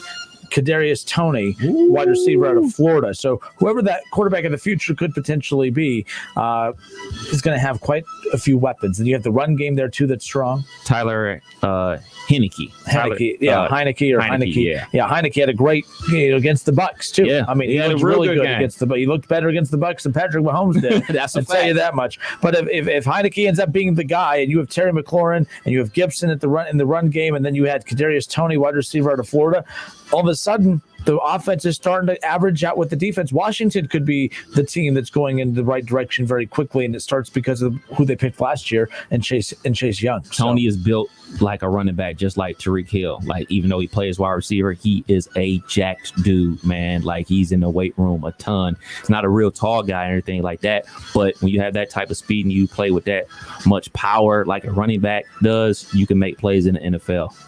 All right, real quick, we'll speed through these as we close it out. The San Francisco 49ers at number 20 on Todd McShay's mock draft. Trayvon Moehrig, safety out of TCU. Indianapolis Colts have the number 21 pick, and Todd McShay has the Colts selecting Kwity Paye, defensive end out of Michigan. The Tennessee Titans will select Areez Ojulari, outside linebacker from Georgia, according to Todd McShay, with the number 22 pick. The Jets, once again, another first-round pick. Travis Etienne, running back out of Clemson, with the number 23 pick. I thought Travis Etienne took a step back this year. I don't think he was as good a running back as what we anticipated him being. But again, that's good for the Jets. If you get your quarterback and you get your running back in the same draft, look how well that worked out for the Browns. They got Baker Mayfield and Nick Chubb in that same draft, and that really allowed the Browns to be able to kind of allocate their dollars elsewhere to get the proper skill players that they need. That could be interesting. But that pick could be gone. That could be a Houston Texans pick if the Jets pull the trigger on the Deshaun Watson deal whenever that comes. Christian Darrisaw, offensive tackle out of Virginia Tech, going to the Pittsburgh Steelers, according to Todd McShay. Boring pick, but a needed pick. I was going to say, how about, what's the kid from Alabama? Alex Leatherneck or Leatherwood? Like the big block of wood. Yes. I mean, I want him on my team. I want him on my team now. All right, up next, too, again, that was the Pittsburgh Steelers pick at number 24. At number 25, Urban Meyer and the Jacksonville Jaguars. Levi Onwuzurike, defensive tackle out of Washington. I think that's how you pronounce it. I said it with confidence. That's probably how it is. The Cleveland Browns with the number 26 overall pick, taking Zaven Collins, the outside linebacker out of Tulsa. This is the second straight mock draft between Mel Kiper and Todd McShay that have the Browns taking him, and I think it's a comfortable pick for them. I think it makes sense. They need defense. Like I said, their offense is set. I'd spend every dime and every piece of draft capital on that defense. I think that's going to close the gap between them and where they want to be. Cornerback J.C. Horn, South Carolina, going number 27 to the Baltimore Ravens. Jalen Mayfield, offensive tackle out of Michigan, going number 28 overall to the New Orleans Saints. The Green Bay Packers will keep their streak going of no offensive selections in the first round. Aaron Robinson, cornerback out of UCF, not another quarterback, don't worry. The Buffalo Bills, this pick hasn't changed as well, makes a ton of sense. Najee Harris, running back out of Alabama, going number 30 overall to the Buffalo Bills. Kansas City Chiefs taking Joe Tyron, defensive end out of Washington, and the Tampa Bay Buccaneers, another Alabama pick. Alabama just dominating this first round. Christian Barmore, defensive tackle out of Alabama. Apparently Tampa didn't have enough pass rushers, and that's why they wanted to shore up that hole on the defensive side. So good for them. Man, I look back at that pick that you talked about with the Baltimore Ravens. I was thinking they would go after a receiver. Maybe a Rashad Bateman will be there from Minnesota or something like that. But, if it's not a top 3 guy that, already went like a Devontae Smith or a Jalen Waddle or Jamar Chase, I could see them waiting until later on to try to find a big receiver to go along Lamar and Hollywood Brown. But they got to get him more weapons on the outside. You can't have your best player be your best wide receiver only catch deep passes. They have to be able to run the route tree better than Hollywood Brown does. So they got to get a bigger, stoutier receiver. And you can't be going to grab Des Bryant, who hasn't played in 4 years, to come play wide receiver for you. Expect big things to happen in the passing game. Especially when the Ravens had just as good of an opportunity to grab Antonio Brown, who just caught a pass in the Super Bowl this past Sunday. Keep that in mind. All right, folks, that wraps it up for the Todd McShay latest mock draft that he just released earlier on today. Every 2 weeks, these are released. Mel Kiper will be responsible for the next one. Todd McShay, Mel Kiper do a fantastic job. They meet with these. They are in constant communication with these general managers. That's where they get a lot of their insight from. I know some former players can't stand them. Heath Byers can't stand them. He says, "What do they know? They, blah blah blah." Every time he rips them, I'm like, "You're actually ripping me." He says they've never played down of NFL football in their life. I'm like, "Well, either is me, but I'm telling you what you want to hear." So, but anyways, that's that, and we'll have more from this later on in the show. Speaking of Keith Byers, we did our over under with him about Tom Brady, about Patrick Mahomes, Bill Belichick, and others. We have that coming up next. Don't go anywhere. More of the Justin Kinner Show with Kev Nash, Hour 2, next.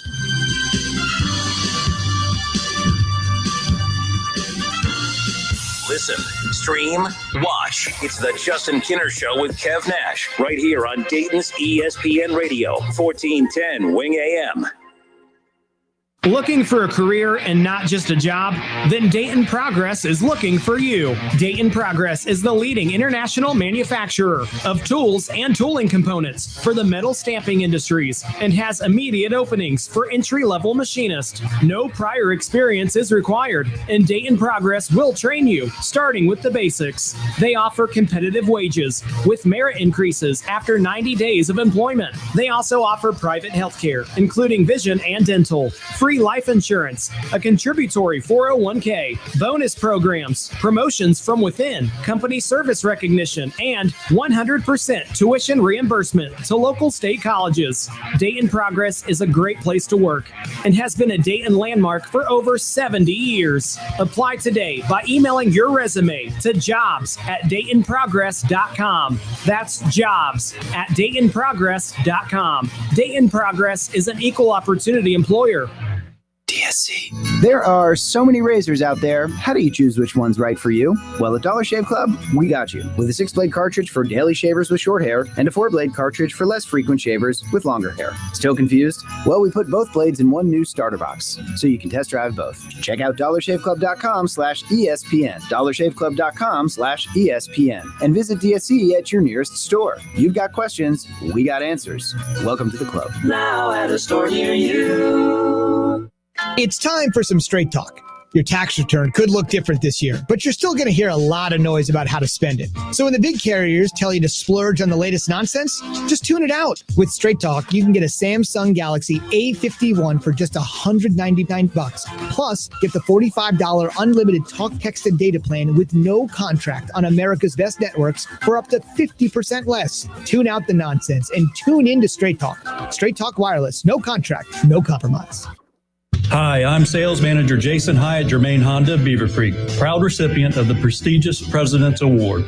We are your local Honda dealer, and we invite you to see our newly renovated state-of-the-art facility. You'll be amazed at our selection, and remember, all new Hondas come with a lifetime powertrain warranty. Visit us at Route 35, just east of 675, conveniently located near Wright-Patterson Air Force Base. Germain Honda, Beaver Creek, the right car, the right price, the right way. I hope to see you soon. The Flowerman here with the Valentine's Day tradition. A free vase and a dozen roses, only $12.99 at the Flowerman. This is not a dream. A dozen roses and a free vase, only $12.99. Thank you, Flowerman. I got myself excited. Go to flowermanflowers.com. That's flowermanflowers.com. It's a tradition. D-Max, home of the award-winning Duramax diesel engine, is hiring for production. They're holding a job fair at Golden Gate Park in Brookville, Ohio on February 12th from 1 p.m. to 5 p.m. Go to dmaxengines.com to download and complete the application, or bring your resume with you. Merrill Guided Investing. Visit merrilledge.com/investing goals. Merrill Lynch, Pierce, Fenner, and Smith Incorporated, both a registered broker-dealer and investment advisor. Member SIPC. Buckeye fans, every Monday night at 6 p.m., make sure to keep it locked in right here on Dayton's home of the Ohio State Buckeyes for the Buckeye Roundtable Show. Paul Keels and the crew will bring you the biggest Buckeye headlines on the football field and on the hardwood. It's the Buckeye Roundtable Show, Monday nights at 6 p.m. on 1410 ESPN Radio. All sports, all the time. This is 1410 ESPN Radio. WING 1410 Dayton, Dayton's ESPN Radio. Let's do a little over-under. So when we look at the next 5 years, with the two quarterbacks that we saw last night, Kansas City Chiefs, Patrick Mahomes, Tom Brady from the Tampa Bay Buccaneers. When you look at the over-under over the next 5 years, let's start with Patrick Mahomes. I'll start to my right with Kev. Kev, over the next 5 years, over or under 1.5 Super Bowls for Patrick Mahomes. Again, year number 4, year 3 as a starter, played in back-to-back Super Bowls. There's already won an MVP, a Super Bowl MVP, and now suffered a Super Bowl loss. In the next 5 years, over or under 1.5 Super Bowl wins for Patrick Mahomes? Over. In the next 5 years, do you think he wins? So 2. At least 2. Yeah. I think they're that explosive on offense, and you don't expect your whole offensive line just to completely fall apart like that. They do a great job drafting, obviously, finding elite talent in the second and third rounds like they did with Travis Kelce and those type of guys. So I think they'll be back. I think they'll be back in the next 5 years. They definitely got a chance to be in there. So, yeah, I think he can get 2 in the next 5 years. All right, Keith Byers, now you're up next. Over the next 5 years, under or over, will Patrick Mahomes win more than 1.5 Super Bowls moving forward, or win less? Over Less. It's hard to project Super Bowls. You can get there, but actually winning Super Bowls, I think it's going to be less. It's going to be tougher. I mean, just in the AFC is getting stronger. Thank you. I think Buffalo is a team on the rise. They were only one game behind being the number 1 seed. They were 13-3 this year. I think the Miami Dolphins is a team you need to look on the radar. The Indianapolis Colts, they got to make a few changes at the quarterback position.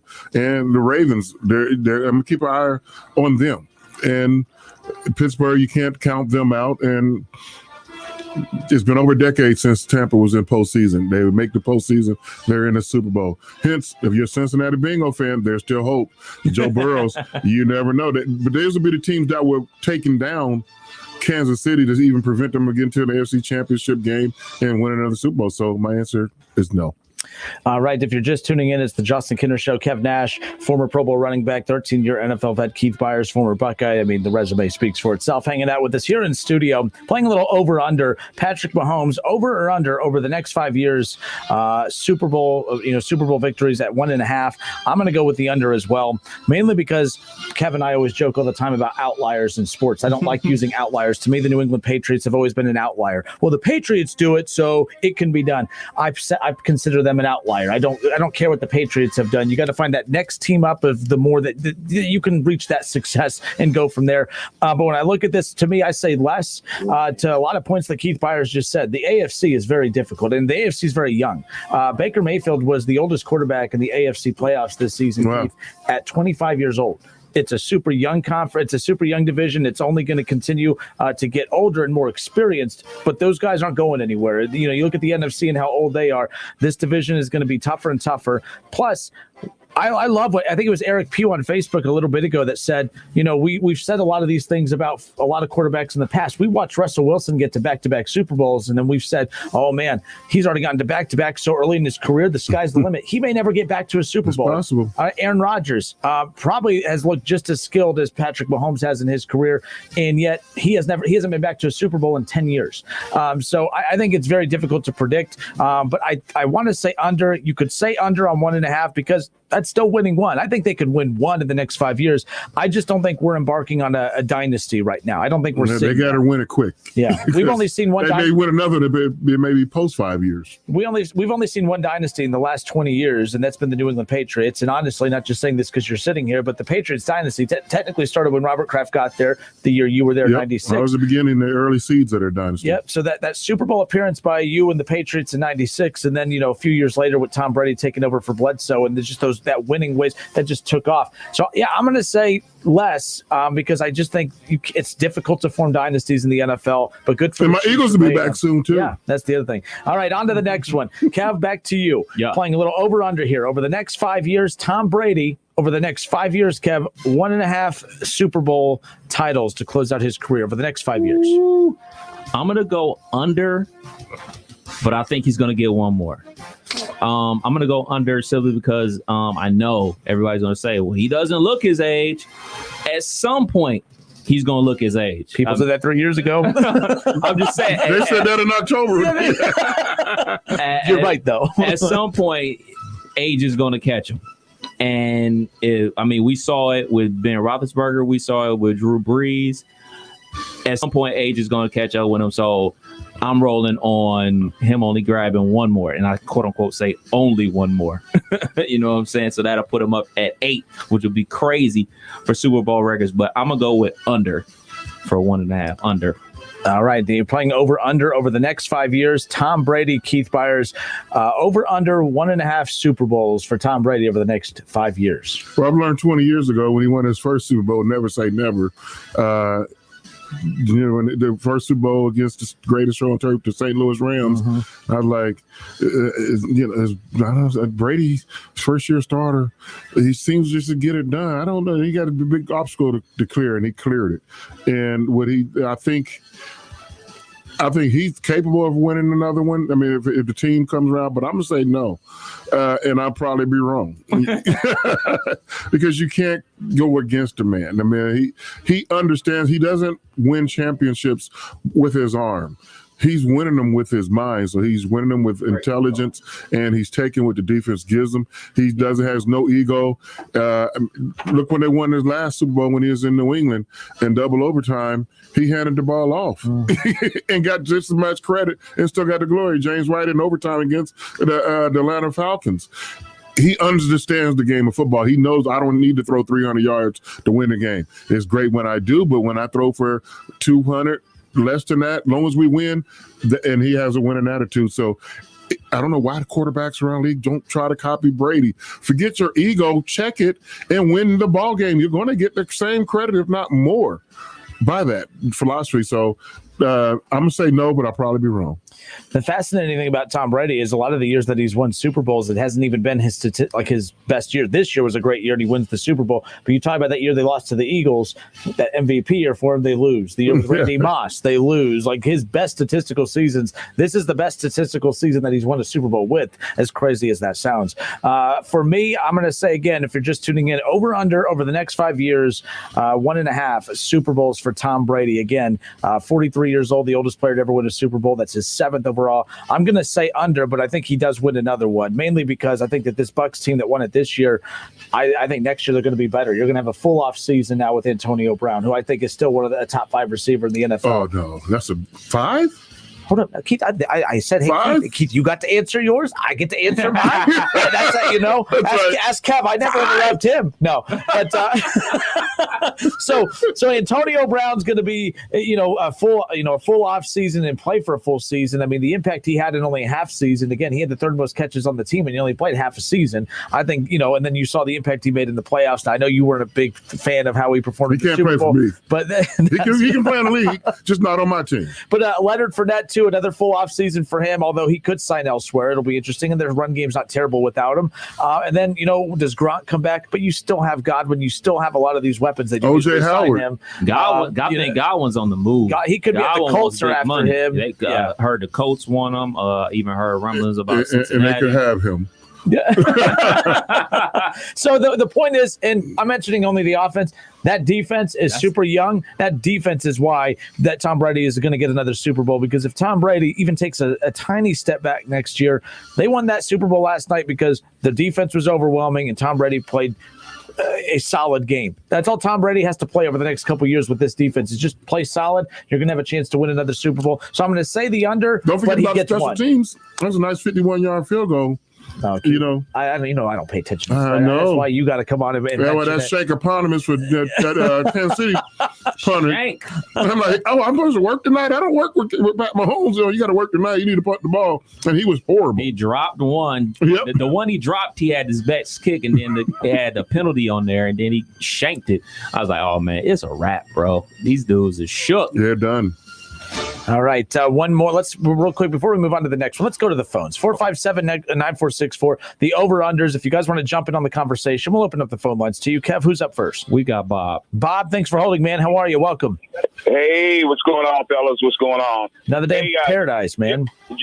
Absolutely. Just one thing on that over/under.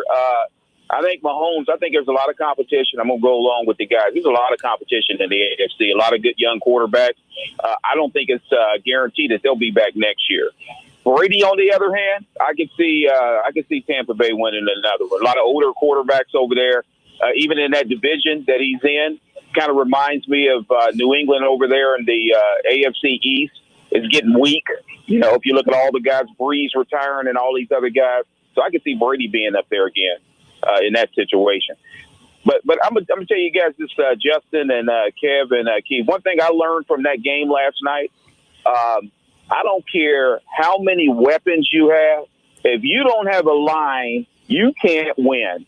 And I think Joe Burrow texted Patrick Mahomes during that game and said, "Welcome to my world," because I've never seen a situation where you hike the ball and you're running backwards. That was the Cincinnati Bengals the whole Hey, Joe Burrow might be better than Patrick Mahomes because Joe Burrow was averaging 300 yards a game with the horrible offensive line. Patrick Mahomes looked like he'd never seen a pass rush before. Well, but you know what? Joe got used to it. Patrick never got used to it. It's called being Bengalized. Yeah, he never had to do that before. But that was ridiculous. That was absolutely ridiculous.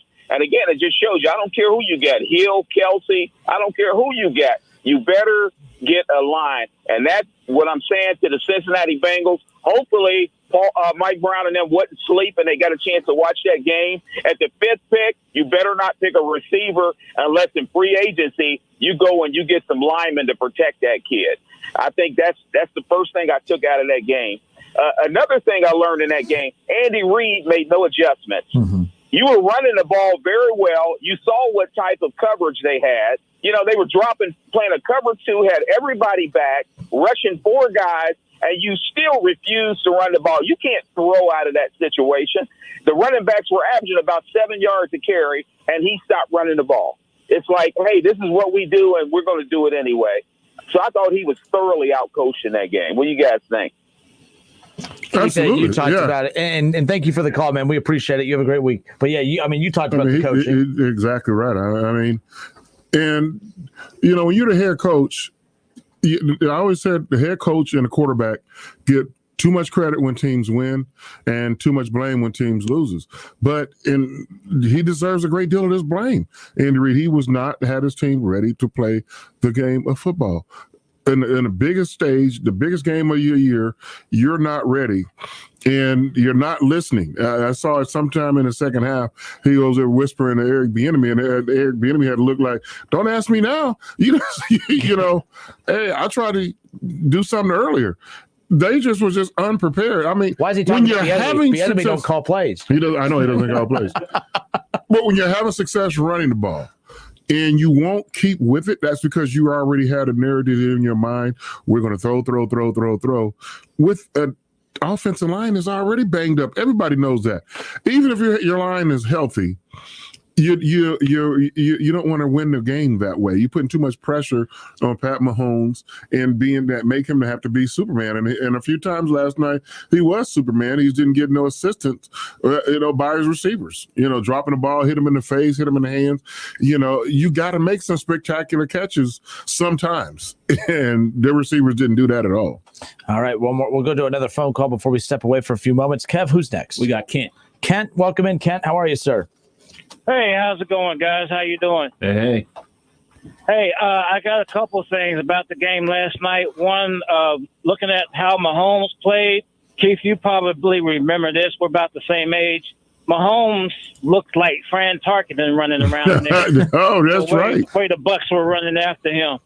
The other guys, you can probably look at highlights of how Fran Tarkenton used to run around, but that's how Mahomes. That was Fran Tarkenton in Super Bowl 10 against the Oakland Raiders in 1976, 77. Yeah. Right. And the second thing I had, somebody needs to do an investigation. Then those TB12 supplements that Tom Brady is using. He's went to the well like a lot as far as his youth is concerned. So we need to figure out what's going on there. I know I'm going to get some supplements for myself, seeing how they work. Hey, give me some. You got to understand the supermodel wife sold separately. I just want to make that clear. Right. But thanks, guys. Appreciate the show. Hey, Kent, take care, man. We appreciate the call.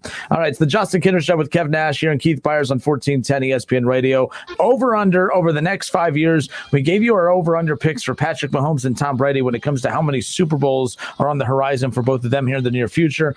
But let's bring up another individual who always gets brought up because I couldn't believe how much we heard his name last night. He's not even coaching in this game, but Tom Brady winning that Super Bowl last night, everyone has just basically agreed that, it wasn't Bill Belichick. It was all Tom Brady. Bill Belichick's team is sitting at home. Tom Brady's team is hoisting a trophy. That's the most simplistic way to look at it, and you couldn't be more wrong. I'm not saying that, I'm not trying to divvy it up of who's more responsible for what. I'm tired of that argument. But Bill Belichick had a team that was in a rebuild mode, and Tom Brady's on a team that's in a win-now mode. Over the next 5 years, Cav, will start with you. Bill Belichick, over the next 5 years, over under one Super Bowl for Bill Belichick. Under. I'm going to under simply because they don't have a lot of draft capital. You have to rebuild that team, and they're over the cap as well. So you don't have any way to make your team better in a hurry. And 5 years can go just like that. I mean, you got to think about it. In between their second championship with the Patriots with Tom Brady at the helm, it was 10 years in between the next one. And then they went on a crazy run. So 5 years can go by in the blink of an eye. And I really don't think they have enough moves to get themselves back in the position to win a championship. Like, they're so far away. Like, they were a competitive team this year because he's a great coach. But to get over the hump, to get back to the Super Bowl and actually win it, we talked about KC, we talked about the Ravens, we talked about the Steelers still hovering around there. We got the Buffalo Bills back in action like it's 1993 again.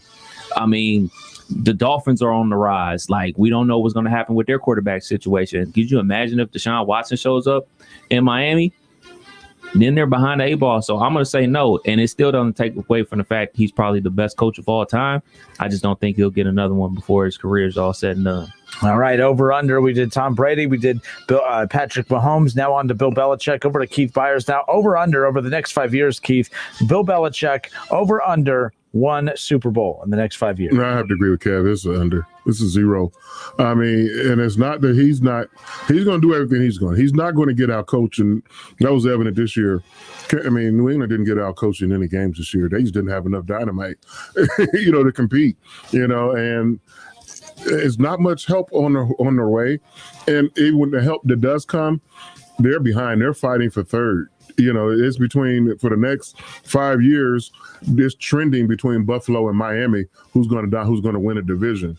And who's left behind, the New England Patriots and the New York Jets. Jets are in the flux too. Do they still stay with Sam Darnold or they go in another direction?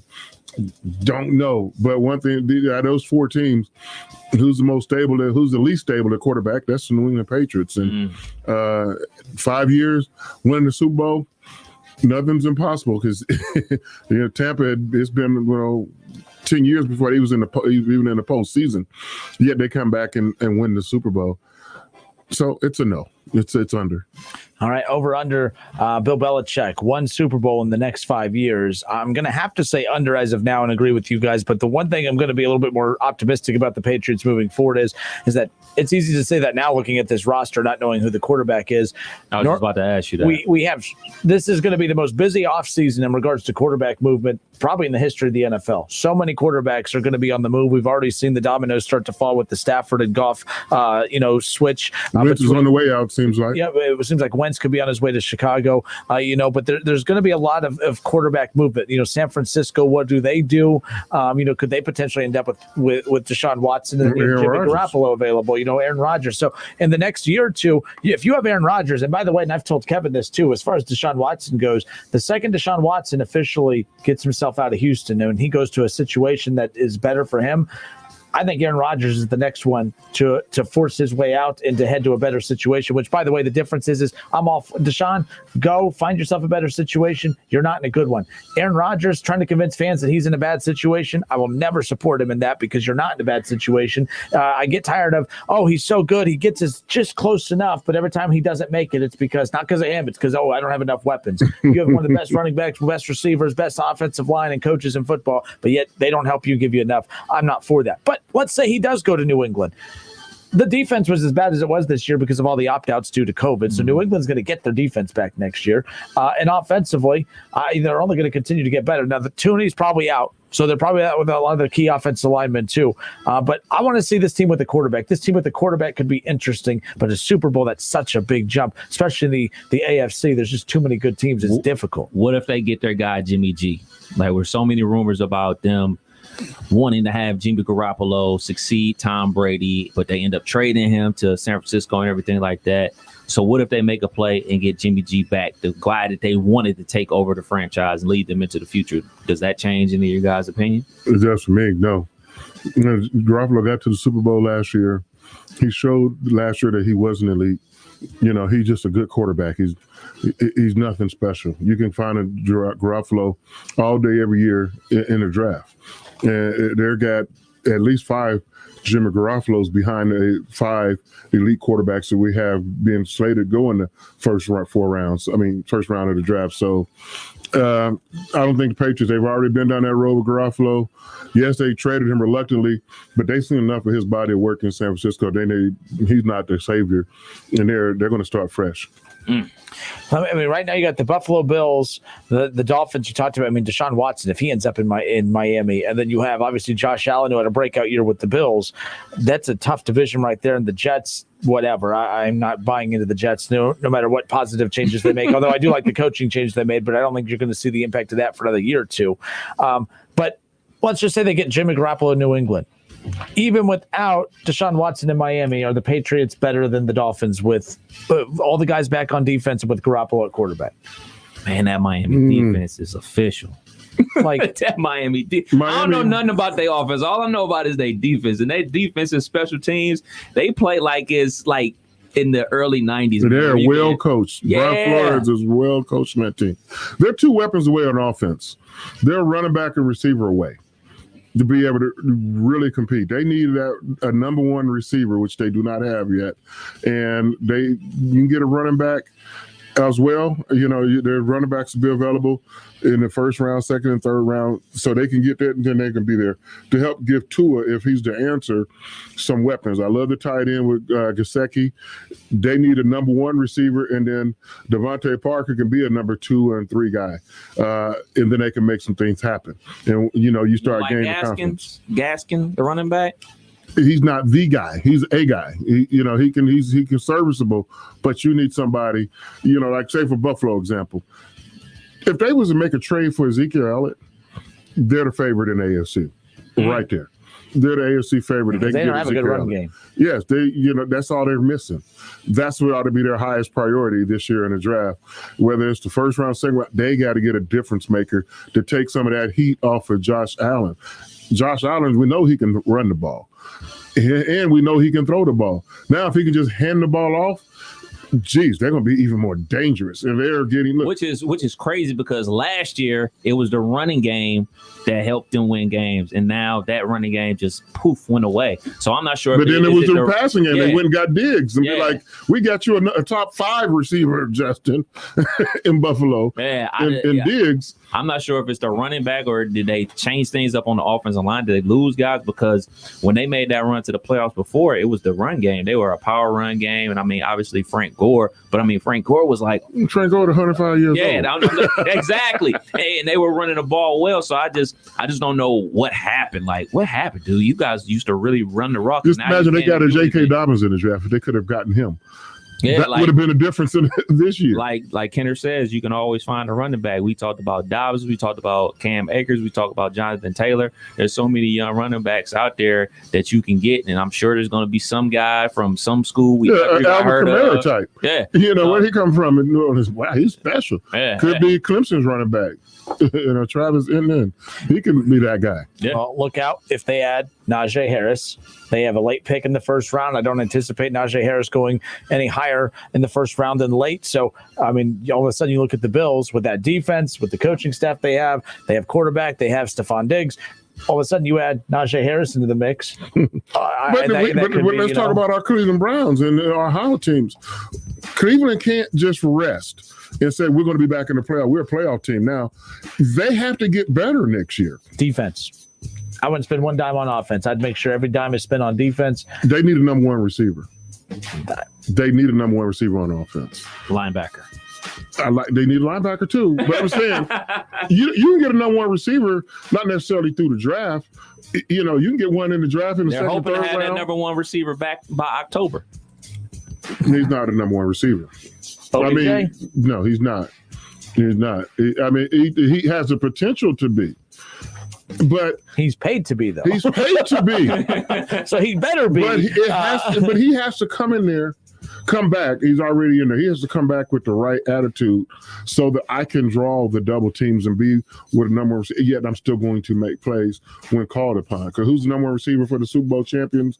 Tampa Bay Buccaneers? Evans. How many passes he catch yesterday? 1. How many times they do it? Really, technically 2, but officially 1. Yeah. And he was okay with that because we're winning the ball game. Right. That's what Odell has to bring back to the locker room. It's not about me, it's about us. Mm-hmm. And we can then that could be their number one receiver. Jarvis Landry, he's reliable, but he doesn't stretch the field. He doesn't stretch the field. You need somebody who can stretch the field, whether that be Peoples-Jones or what's the other Higgins. Those guys have to improve. And then of course you got Olivier coming back from injury. You need your linebackers, to help also, but they got to tweak. They can't relax and automatically think, hey, we're going to win 11 games the next year. It's hard. It's like you said, if you're not getting better, you're getting worse. You're getting worse. You don't remain the same. And so Cincinnati, they're watching the Tampa. That gives me hope if I'm a Bengal fan. Bengals have been in the playoffs since Tampa. More recently. So it looks bad now, but everybody's 0-0 again. You say the Bengals watching the Bucks gives you hope. Yeah, if you're a Bengal fan, but yes. if the Bengals watch the Chiefs, that's why you're terrified. Right there. That's exactly why you're terrified. But Keith, thank you so much for hanging out with us here today. We had a little bit of a bumpy start, but we got the technical difficulties all fixed, and that's all that matters. So, again, Keith Byers, former Pro Bowl running back, of course, 13 years? 13 years. The Jets, the Dolphins, the Patriots, and the Eagles. We didn't even talk about your Eagles and Carson Wentz and all that stuff. I got my Eagle shirt on today, too. So I'm feeling nostalgic. Cry, Eagles, cry. I mean, fly, Eagles, fly. Fly, Eagles, fly. We've been to Super Bowl since the Cowboys have been there. Joke's on you. I'm a Browns fan. Y'all haven't made it this millennium. Have y'all been in the 2000s? No. You're a Browns fan. I play that card when I need to. I understand. All right, Keith Byers, everybody. Thank you, Keith, for coming in. It's the Justin Kinner Show with Kev Nash on 1410 ESPN Radio. ESPN 1410 Wing AM weather. This afternoon will be cloudy with snow, a high near 25. Tonight's also going to be cloudy with snow, a low around 16. And tomorrow's going to be cloudy with a slight chance of snow, a high near 26. I'm Pete Spivak for 1410 ESPN Radio. If I'm not commuting anymore, where do I really want to live? While you handle life's questions, Merrill Guided Investing helps you manage your portfolio and invest for your next move with the option to work with an advisor at a low cost and minimum. Merrill, a Bank of America company. Visit merrilledge.com/investing goals to get started today. Investing involves risk. Merrill Lynch, Pierce, Fenner & Smith Incorporated, both a registered broker-dealer and investment advisor, member SIPC. Investment products are not FDIC insured or not bank guaranteed and may lose value. O'Reilly. Need new wiper blades? Not sure which ones to buy? The professional parts people at O'Reilly Auto Parts can help. We'll show you options for your specific car and even install them for free. Right now, save $10 per pair on Bosch Focus wiper blades, plus earn double O Rewards points. There's no better time to replace your wiper blades. Stop by O'Reilly Auto Parts today. O'Reilly Auto Parts. It's auction time again in North Lima, Ohio, with home improvement products and building materials, and it's all online, ending this Tuesday at 12 noon. Go to pbauctions.com and register to bid on name brand home improvement products online. Kitchens, flooring, Anderson windows and doors, decking, unclaimed freight, and more, all sold online at pbauctions.com. Auction ends this Tuesday at noon, so we'll see you online at the auction. Rittal North America, LLC is hosting a hiring event on Saturday, February 20th at the Champaign County Fairgrounds in Urbana at the Michaels Horticulture Building from 9 a.m. to 2 p.m. Rittal has immediate openings for experienced welders, machine operators, paint unloaders, and paint loaders. Why choose Rittal? We have recently raised our hourly pay rates and are offering a sign-on bonus if you attend job fair and meet requirements. Plus, a new pay structure with a generous benefits package. Mask required to attend. Rittal is an affirmative action and equal opportunity employer. Hello, it's John Kozik, founder and president of TurboTrack Realty, and I buy houses as is, fast for cash. Call me today for an all-cash offer on any of your properties, and we can close within days at 614-362-2000, 362-2000. Do you own a property that's outdated and needs thousands of dollars in repairs? Great, I'll buy it. I'm a private real estate investor who can solve your real estate problems fast for cash. Do you want to sell and just be done with it? Okay, great. I buy vacant properties, boarded up houses, pre-foreclosures, and inherited properties. I also buy apartment buildings, rental portfolios, divorce homes. I even buy my tenant won't pay me the rent houses. I look forward to solving your real estate problems today. Give me a call for an all-cash offer at 614-362-2000, 614-362-2000.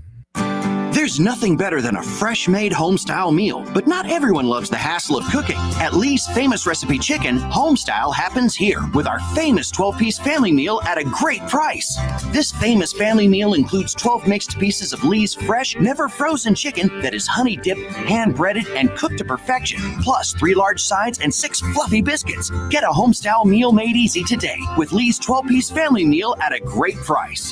Only at Lee's, famous for chicken. Germain Honda Beaver Creek is your local Honda dealer. For a limited time, get 0% financing on the 21 Honda Passport, Honda CRV, Honda HRV, and the 21 Pilot. Plus, get $0 due at lease signing on the 2020 CRV, Civic Sedan, and HRV for well-qualified buyers. See me, Sales Manager Jason High, for complete details. We're on Route 35, just east of 675 between Xenia and Beaver Creek. Beaver Creek, the right car, the right price, the right way. Now that football is over, you can turn your attention to your other love. Don't forget to pick up a heart-shaped box of Russell Stover chocolates today and make happy this Valentine's Day with Russell Stover. Dayton Flyers basketball fans, don't miss Talking Out Loud with Sully every Thursday night at 6 p.m. Game recaps, game previews, visits from former Flyer greats, and more. It's a show by the fans for the fans. Talking Out Loud with Sully, Thursday nights at 6 p.m. Wear red and be loud. College football playoffs, Browns, Bengals, Buckeyes, and more. Catch the Keith Fire Show Mondays at noon on 1410 ESPN Radio. And we are back. Justin Kinner and Kevin Nash with you here on Dayton's ESPN radio station, 1410 Wing AM. The drama in Houston just continues as Texans president Jamie Roots has resigned from the team. It was announced on Wednesday. The past two decades have been an amazing blessing for me and my family, and I have the McNair family to thank for that. And it's been an honor to serve with them in this capacity as long as I have. Look, they can try to make that sound as much as a peaceful transition or a peaceful exit as possible, but again, the Titanic is sinking, and everyone is just basically fending for themselves at this point. It's pretty interesting. If this was just any other season, it wouldn't be that big of a deal. Right. But it's just another person leaving. It's another body out. There's more people wanting out of Houston than wanting in. Yeah, and it just speaks volumes about right now the temperature of the room right now in Houston. Not a good thing at all. It's only a matter of time before we hear about J.J. Watt. You know what I'm saying? There's so many rumors about him floating around. Obviously, everything that's going on with Deshaun Watson, and it's just a cluster. And you know what? You were right about talking about Deshaun Watson, about, as good as a quarterback he is and all this potential in the world. The only way to get their franchise back on track is to trade him, because we saw what the Rams gave up to get Stafford. Mm-hmm. They can get that and more for Deshaun Watson and reset their organization and get some first round picks, get some second round picks, get some guys back in there and try to rebuild things and give their coach and their GM, which are all new, by the way, a fighting chance. Because if you try to force Deshaun Watson to play this year and the whole holdout situation, you might as well just chalk up next year, because it's just going to be a distraction to the people that are actually in the building and the people that are actually on the field. So I think the best case scenario for them, man, is trade Deshaun Watson, get a king's ransom for him, and rebuild the organization and move forward. I mean, Stafford got 2 first rounds, a third rounder, and Jared Goff. From a value perspective, Deshaun should be worth more than that, but how much more? I mean, I don't think there's who has that much to give up. That's what I'm saying. So what's ultimately, when this is all said and done, we're talking about how bad of an organization Houston is. And I said earlier how Detroit's a horrible organization, but Detroit might come out. They're going to come out of this smelling like roses. Yeah.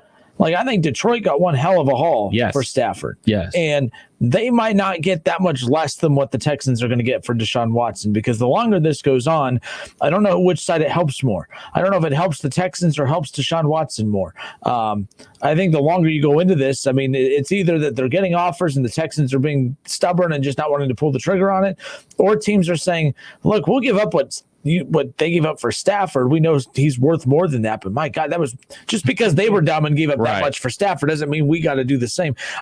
What they gave up for Stafford is what I was expecting to be given up for Deshaun Watson. A couple first rounders, a top third round pick, and a player. And that's what I thought was going to be, sent back in return for Watson. So the fact that the Lions got that for Stafford, I don't think you're going to see you might see one additional first round pick than what I still think the Lions are going to come out looking like geniuses when it's all said and done, because I don't think the Texans get that much more. I could be wrong. I don't see them getting that much more. I don't see how anybody could give up more than that, because you got to think about it. Not everybody in the NFL is playing by the Rams rules. Like we talked about the other day, the Rams are playing like this is the NBA. Not caring about first round picks, allowing their scouting department to find quote unquote hidden gems in the 5th and 6th and 7th round. And those guys have turned out for them, like a Jordan Fuller from Ohio State and everything like that. But every other team isn't operating like that. In the NFL, 1st and 2nd round picks are gold, and they want them and they don't want to give them up because they know those guys are impact players. And it's going to be tough. It's going to be tough to get that type of haul. Obviously, we all believe that Deshaun Watson, if Stafford got that, then obviously he's going to get more. But that's not how it works. You can only trade what people are willing to give you for him. And in that case, everybody is saying, well, shoot, the Dolphins, man, you guys got a ton of picks. Just give them up. Well, the Dolphins covered those picks. They felt like they tanked and traded away all their good players so they could have these picks and have these guys on their team. So the Dolphins are probably thinking like, man, we give you a whole bunch of 2nd rounders. We keeping these 1st rounders. These 1st rounders look like guys that we want to put on the team and be day one starters, be it an offensive weapon like a Devontae Smith, be it a safety, be it a cornerback, be it whomever. They want those 1st round picks to be active players. They don't want to just give them away, even though Deshaun Watson is great.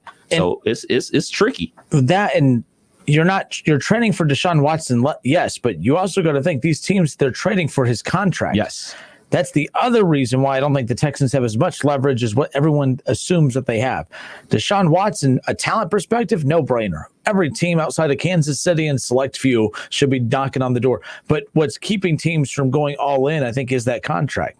Stafford's contract wasn't that bad. Right. In fact, it was better than the one that they were paying Goff. If anything, they got a better quarterback for less than for cheaper the price. So and get out from underneath that contract a lot sooner than they could the Goff contract. So we keep looking at it as Deshaun and Deshaun's talent, but it's going to be his contract that teams are like, so I got to take on this contract that's already going to put me in a position where I don't have as much financial flexibility to go get free agents. And then you're going to take all my draft picks on top of it to get them. So then we just become you. Whatever team acquires Deshaun Watson just becomes Houston. No draft capital and stuck in a financial bind. I mean, it's different by case by case. But you know what I mean? Like, if a team has to give up a lot of 1st rounders to get Deshaun Watson and they have to pay Deshaun Watson, then they're not a good. That team's not a good situation either. Because if there's no draft capital, all your money you spent is on the quarterback. You find yourselves in no better of a situation what the Houston Texans find themselves in now. Again, he will be traded. A team will be dumb enough to do it from the risk standpoint of not the talent, but the financials. But the thing about the Deshaun Watson contract is it's this first year. That's where all the money is. His contract is the opposite of like guys like a Aaron Rodgers and a Ben Roethlisberger. His money is up front and then it shrinks as it goes throughout the length of the contract. But Ben's and Aaron Rodgers, their money went up. Mm-hmm. So they're able to maneuver things on the back end. I will say this. I think we all agree that Deshaun Watson is better than any quarterback prospect that's coming into the NFL. So if I'm a team like the Atlanta Falcons, I'm looking at it. I'm thinking about it like, all right, they potentially have him going, them drafting Fields. I mean, Deshaun Watson is obviously better than Justin Fields. And all the toys that we're talking about with Julio Jones and Calvin Ridley and everything like that, you plug and play with a Deshaun Watson. You plug and you pray that things work out with a rookie quarterback with that situation. I mean, there's a lot of stuff on the table. It's a sticky situation. It's a ton that's going to come out eventually about what's going on behind the scenes with the Houston Texans. And I'm sure the big wigs over at ESPN will let us know. Yeah, and keep in mind, too, I mean, the Texans are adamant they're not trading him. Mm-hmm. And last thing on this, then we'll move on. But I've said this before. The Texans don't have to trade him, and they may not trade him. That owner is a very stubborn guy. Of course. And you got to understand, as we've talked about, the Texans are going to lose next year no matter what. They're going to be a losing team with Deshaun Watson next year. They're going to be a losing team without him next year. So it's not as if they're heading in. It's not like a few years ago when Zeke did his holdout. Remember when Zeke and there was a running back, but that Cowboys team was the favorite to win the division, the NFC East, and they were Super Bowl contenders. So everyone's like, man, we got to get this deal done. We can't let this holdup be why we don't contend this year, right? Like, so that was the other stress working against the Cowboys in that contract situation. For the Texans, there is none of that. It's not, oh man, we have a Super Bowl caliber team with Deshaun Watson. Without him, we don't have anything. Right now, the Texans aren't competing for anything next year. So their mindset could be, well, listen, we're just, if you don't want to play fine, we're going to keep finding you every day. We're going to keep losing. We'll ultimately probably end up with the number 1 overall draft pick next year. And then we'll make you sit out an entire year, and then we'll trade you, and then we'll get all the first round picks that we get for you, and then get even more players when it's all said and done. This can get ugly for Deshaun more so than Houston. Houston has nothing to gain or lose in this situation. They're losing no matter what moving forward. They've already proven they can't win with him. They're not going to win next year with or without him. So there's no urgency to get rid of him. And let's be clear, his value, everything that they can get in the offseason, they could probably get at the trade deadline next year. They could play hardball and just keep him all the way up to the deadline, or they could just keep him for another full season. When they say they have no intention to trading him, people are like, oh, that's just, they're doing the political thing, whatever. No, they may not trade him. Deshaun may not play next season. There's a good chance that could happen. It's possible because, like you said, these owners, these billionaires have egos too. Like, they're not used to being told no. They became billionaires for a reason. Granted, he inherited the team from his father, so maybe his ego was even bigger than most. You know what I mean? So it's a situation where there's a lot of egos involved. There's a lot of pride involved. Is hey man, we just signed you to a contract that's in there. It's a ton of things in there. It's not as cut and dry as everybody makes it out to be, or even I make it out to be, to say like, all right, man, Deshaun Watson wants out, so let him out. It's not that cut and dry. It's not cut and dry to say like, all right, we're going to keep him and make him suffer, and we're going to keep finding him. It's a lot that goes in it, because the fan base and other NFL teams are going to be like looking around like, all right, when you're a potential free agent, is that a place that I want to go? Is that an organization I want to play for? It's a ton of things, man. So it'll all work itself out in due time. We're going to see what happens. Well, it's kind of hard to kneel for the national anthem if there's not a national anthem, and that's what we thought was happening with the Dallas Mavericks and Mark Cuban. The NBA came out, they shook their finger like Dikembe Mutombo and said, not today. We'll have more details on the other side of this. Don't go anywhere. More of the Justin Kinner Show with Kev Nash next. Listen, stream, watch. It's the Justin Kinner Show with Kev Nash, right here on Dayton's ESPN Radio, 1410 Wing AM. I'm Terry Krupp of Laird's Tax and Accounting. We are excited to announce we are open and here to help with your tax preparation needs. We offer multiple options, both convenient and safe. You can drop off your tax return, upload it to our secure website, or call for an appointment. We have 5 locations in the Miami Valley and 1 in Columbus to serve you. No matter the situation, we're confident we can do the job right. Visit lairdstax.com or call 937-325-6571. Laird's Tax and Accounting, here for you to ensure continued confidence in your tax return. D-Max, home of the award-winning Duramax diesel engine, is hiring for production. They're holding a job fair at Golden Gate Park in Brookville, Ohio on February 12th from 1 p.m. to 5 p.m. Go to dmaxengines.com to download and complete the application, or bring your resume with you.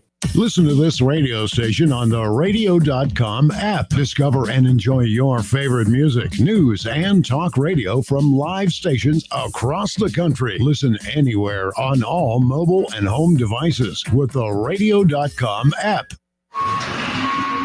Okay, set it down over there and then go to bay 5. Indeed knows unexpected growth can stretch your business thin. We need to keep going to finish. Like Amir's warehouse. To expand capacity, he needs to get started hiring right away. I need Indeed. Indeed you do.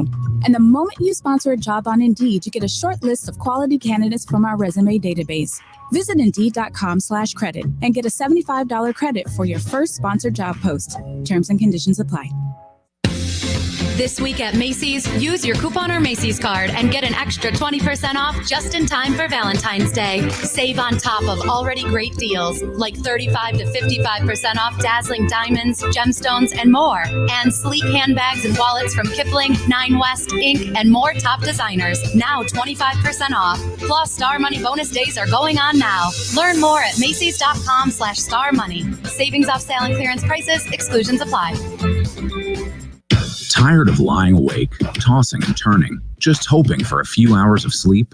Get the sleep you crave with the one-of-a-kind Tempur-Pedic. Only Tempur-Pedic uses proprietary Tempur material that continuously adapts and responds to your body to relieve pressure, so you get deep, uninterrupted sleep. All night, every night. Now's a perfect time to renew your sleep with the one-of-a-kind comfort of Tempur-Pedic and save up to $500 on adjustable mattress sets. Learn more at TempurPedic.com. New to the Wendy's 2 for $5 lineup is their classic chicken sandwich. Go grab a 2 for $5 deal and pick 2 faves like a Dave Single Nugs and now the classic chicken sandwich 2 for $5. Price and participation may vary. Limited time. 1410 ESPN Radio is Dayton's home of the Ohio State Buckeyes on the hardwood. Football may be over, but basketball is just heating up. Support Chris Holtman and his Buckeyes as they battle it out in the toughest conference in all of college basketball, the Big Ten. Every dribble, every shot, every Buckeyes win. Catch it all right here on ESPN 1410 Wing AM.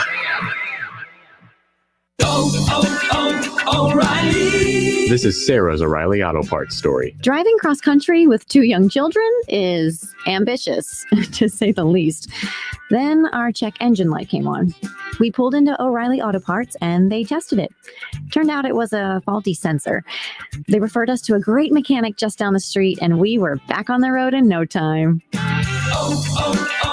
O'Reilly Auto Parts.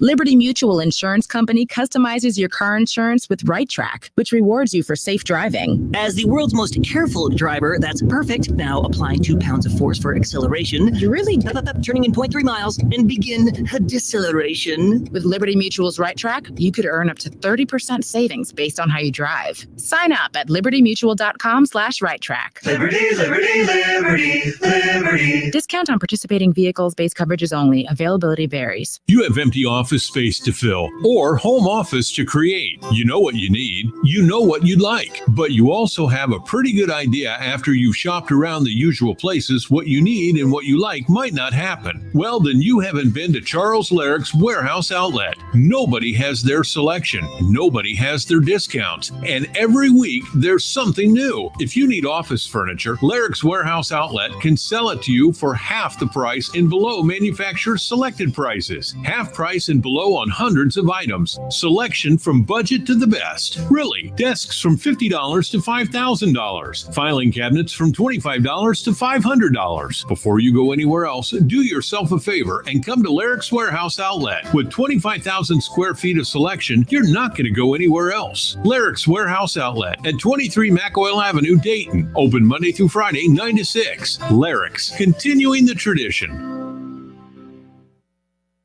Cordell Transportation is now hiring Class A CDL drivers. $5,000 sign-on bonus. That's right, $5,000 sign-on bonus. Home daily dedicated lanes, no touch freight. Apply today at CordellTransportation.com. Cordell Transportation, driven to succeed. The Flower Man here with the Valentine's Day tradition. A free vase and a dozen roses, only $12.99 at the Flower Man. This is not a dream. A dozen roses and a free vase, only $12.99. Thank you, Flower Man. I got myself excited. Go to flowermanflowers.com. That's flowermanflowers.com. It's a tradition. Now that football is over, you can turn your attention to your other love. Don't forget to pick up a heart-shaped box of Russell Stover chocolates today and make happy this Valentine's Day with Russell Stover.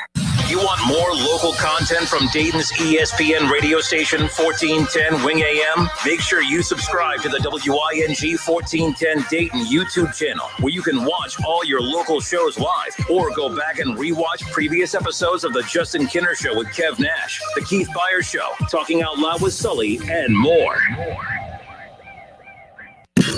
On Twitter, make sure to give us a follow. Search 1410 Kinner for Justin Kinner on Twitter. That's 1410 KINNER and ESPN Dayton for the station Twitter handle. We are Dayton's home of the Ohio State Buckeyes. And into the end zone goes Chris Olave. KJ Hill, 6-yard touchdown catch. Right sideline and down he goes to the end zone. WING 1410 Dayton's ESPN Radio. It's the Justin Kinner Show, live here on ESPN Dayton, 1410 Wing AM. Tweet the show at 1410 Kinner or give us a call at 457-9464. We now send you to the Wing Studios in Kettering. Here's your host, Justin Kinner. All right, and we are back. Justin Kinner, Kevin Nash with you here on Dayton's ESPN radio station, 1410 Wing AM. Listen, stream, and now watch. You can listen to the show weekdays from 3 to 6 on 1410 Wing AM.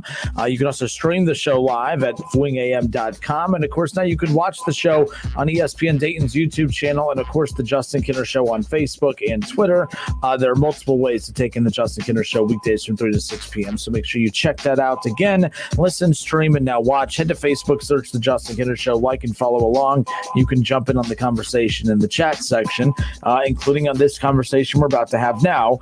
Mark Cuban, the owner of the Dallas Mavericks, Kevin, yesterday an article came out that, after meeting and consulting with Adam Silver and NBA commissioner, that they will no longer play the national anthem before games. Mm-hmm. And, of course, this led to a lot of backlash, people losing their minds and freaked out as if this was some kind of new policy for Mark Cuban and the Dallas Mavericks. The Dallas Mavericks have not played the national anthem before home games for like months now. Mm-hmm. And it was just announced yesterday, and people just became angry yesterday. And I'm like, if you're that triggered by it and you're that angry by it, you didn't even know that it was happening. Like, that just shows you how little people pay attention to it. I'm not talking about the concept of the national anthem or anything like that. This isn't about being anti-American or anything like that. Hell, I don't even think that this conversation, when people say to stick to sports, this isn't even a veering away from sports thing.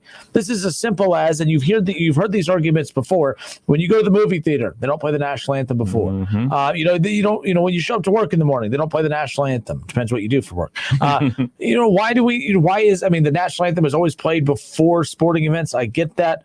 But Mark Cuban came out and said, no, we're not going to do that. We're not going to do that. In his quote that he goes, we're always talking to our community. It's become a core part of who we are at the Dallas Mavericks. And listening to the community, there were quite a few people who voiced their concerns, really their fears that the national anthem did not fully represent them and that their voices were not being heard. So we've had a lot of conversations about whether or not we should play the anthem. And so during the first preseason game, we decided we weren't going to play it. And we carried that on up until recently, and this is, of course, reported by Rachel Nichols of ESPN. Look, when it comes to this particular conversation, I know it's going to make some people really triggered and angry, and other people are going to say, just because you say, like for me, I don't think it needs to be played before sporting events. I don't think it needs to be played before college basketball games, before NBA games, NFL games, college football games, any games. And me saying that, I know what some people are saying is this guy hates America. This guy hates America. He doesn't love the national anthem. He hates America. No, I promise you that's not what I'm saying at all, actually. I'm just saying that what is it about saying it before a sporting event that makes you a true American? I don't understand it. So that's all I'm trying to say is that if anything, it's a control thing for people because people want you to stand for it. Taking it away, if this would have been taken away before Kaepernick, okay? Now, let's rewind before Kaepernick's time. Let's go back to 2014, 13? Okay, yeah. Let's say 2013. This comes out. Hey, we're just going to eliminate the national anthem. You would have some that say, oh, you're taking it out of the schools. Now you're taking it out of the pregame. People would be upset, but it wouldn't be a trigger point with a lot of people. But because of now what had happened with Kaepernick and everything else, the movement moving forward after that, now the national anthem is people constantly look along the sideline to see who's kneeling, who's not. Mm-hmm. And you're American if you stand, and you're not American if you don't. That's basically what it's been whittled down to. And it's ridiculous, but that's where we're at with that. So when it comes to this, I have no problem with them not playing the national anthem before a game. I don't think it makes them un-American. And the only reason that people are mad that the national anthem is being taken away is because now what are you going to yell at the athletes about? Now, you only want the national anthem to still be played so that you can still yell at the athletes to make sure they're standing during it. That's the only reason you still want it. It's not because you feel this deep red, white, and blue feeling going through your stomach and your veins. It's strictly because you want to make sure that the athletes are standing for it. And now that because the anthem's being taken away, you can't do that anymore. That's why people are mad. And it's frustrating. I don't have an issue with this. Real quick before I get to your point. Mm-hmm. Mark Cuban announced that they were doing away with that, but the NBA did come out and say that, hey, listen, it's part of the policy. You know, it's our policy. It is going to remain moving forward, especially with fans coming back to the game. Right. We definitely want to keep that as part of our pregame ritual, and that's what it's going to be moving forward. To Mark Cuban's credit, he's not happy about it, doesn't agree with it, but he said, look, he's not trying to create a rift here. He's going to follow the policy. They will go back to playing the national anthem. So all of this for nothing, technically. Good A for effort for Mark Cuban, but ultimately we're right back where we started. The national anthem is going to be played before games. And by the way, I'm not angry that the anthem is played before games. It just doesn't. To me, it's not a big deal whether it's played before a game or not. Right. Like, you know what I mean? Like, it's a sporting event. I don't know. I mean, if it's played before, great. Stand up, do what you got to do. But I don't think it's the end of the world by pulling the national anthem from before sporting events. Nor do I. There's so many different angles I could attack this from. I could talk about how, you know, growing up as a kid, you know, when you used to stay up way past your bedtime, like on a Friday or a Saturday night, and TV stations used to sign off the air and they used to play the national anthem. That doesn't happen anymore. I don't remember anybody. That's not American. I don't remember them getting upset about that. You know, I remember like on NBC, I would watch Saturday Night Live. I would spend the night at my grandmother's house. We would watch Saturday Night Live. She would go to bed. I would stay up and watch Showtime at the Apollo. And then after Showtime at the Apollo, they played the national anthem and then infomercials came on. But now infomercials just turn on, no national anthem. So I don't wild. Oh no, what infomercials? You're right. So I don't remember people getting open arms about that. Also, like you said, no one even noticed. Just like no one even noticed that Kaepernick wasn't standing for the national anthem. Nobody noticed when it was going on until it was a report on it. So, and this is in Texas. And for people that don't know, it's not like Ohio. Like Texas is wide open. Like they got people at the games. Like it's, you know, they're just living life like it's golden. It's the Wild Wild West, baby. Yeah, there's people at the games all the time. So the people that are actually going to the Dallas Maverick games, the fans haven't said anything. The concession workers haven't said anything. The broadcasters haven't said anything until the report came out. Like, Rachel Nichols. Yeah. So that shows that, you know, people, this was furthest thing from their mind. Another point is you go to a ton of sporting events. I go to a ton of sporting events. I go to concerts, all that type of stuff. Whenever the national anthem is played, I see a litany of things. I see obviously people standing. I see people on the phone. I see people eating hot dogs. I see people going to concession stands. So like all this whole talk about respect the flag, respect the country, it's the national anthem, this, that, and the other. Keep that same energy next time you at a sporting event. Let's make sure if this is your bag, if this is what you're on, make sure you're standing up. Make sure you're not in line to go get a $10 hot dog. And another point that I definitely wanted to bring up, man, I'm a graduate of Cleveland Heights High School in Cleveland, Ohio. I had the fortune of going to the same high school that my mother, my aunt, and my uncles graduated from. Back in the 60s, my mom was one of two black people that went to her high school. You want to guess who the other person that was of color that went to the high school with her? Her sister. My aunt. So I'm saying all this to say this. There is a very diverse background that I come from at that high school because over the years, that high school developed a huge Jewish communication. There's a ton of synagogues in Cleveland Heights. And throughout the 90s, there was Muslims that came to the area. And I was fortunate enough to learn about different people's religion and understand that, you know, in their religion, they don't stand for national anthems. They don't worship a flag. So it was very important at our school that I was fortunate enough to go to and learn about, like, hey, man, paying homage to a flag doesn't mean you're more patriotic than another person or less patriotic than another person. We're all people. So if you think that standing for a cloth makes you more patriotic than the next man, you got another thing coming, man. There's a lot more things to worry about than the national anthem. And, you know, do your Googles about that third verse. It may change your views on things. Now, the national anthem is going to be played in the NBA. I'm all for it. I don't have a bad bone to say about them playing it or not playing it. I actually prefer it. But to be honest, the only time you ever hear about the national anthem is when somebody's not standing for the national anthem or who's singing it at the Super Bowl.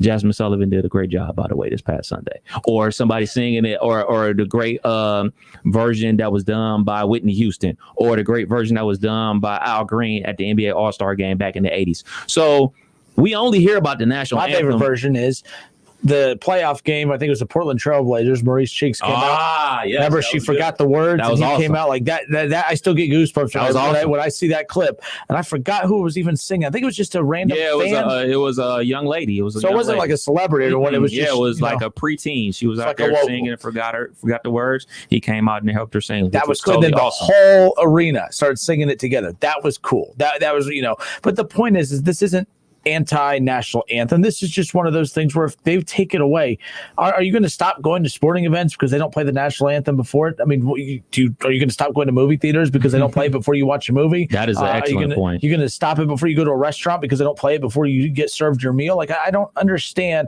Like this, it's just something to be angry about. And I think with so many things going on in our world right now, and that's what everyone needs is a philosophical, lesson from Kinner. You need to be more selective about what you get mad at, and this just isn't one of those. Good for Mark Cuban too. Hey, he felt like based on the communication he had with his fan base, that he felt it was the right thing to do.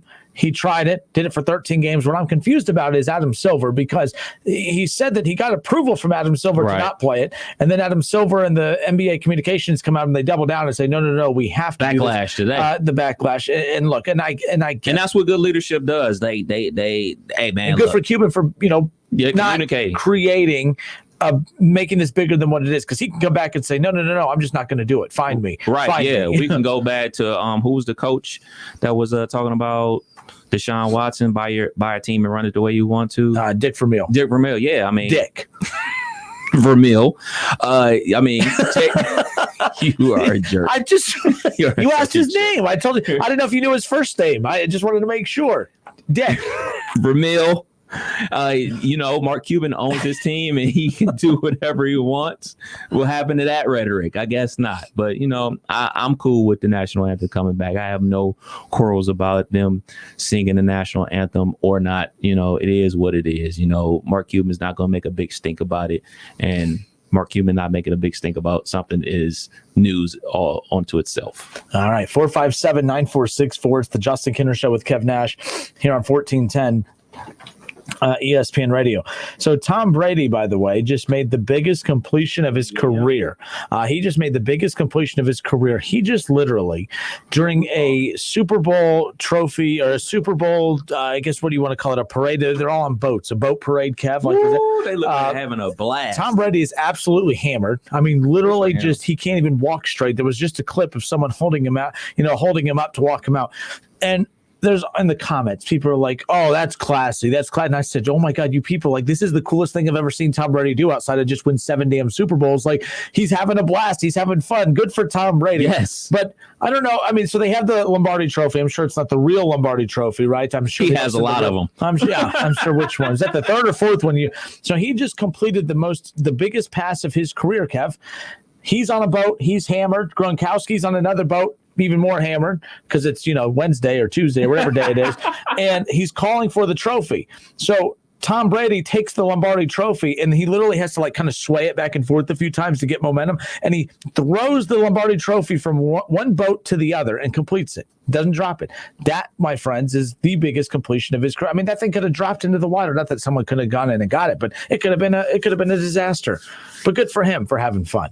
The Vince Lombardi Trophy stands 22 inches tall and weighs 7 pounds. Sterling silver.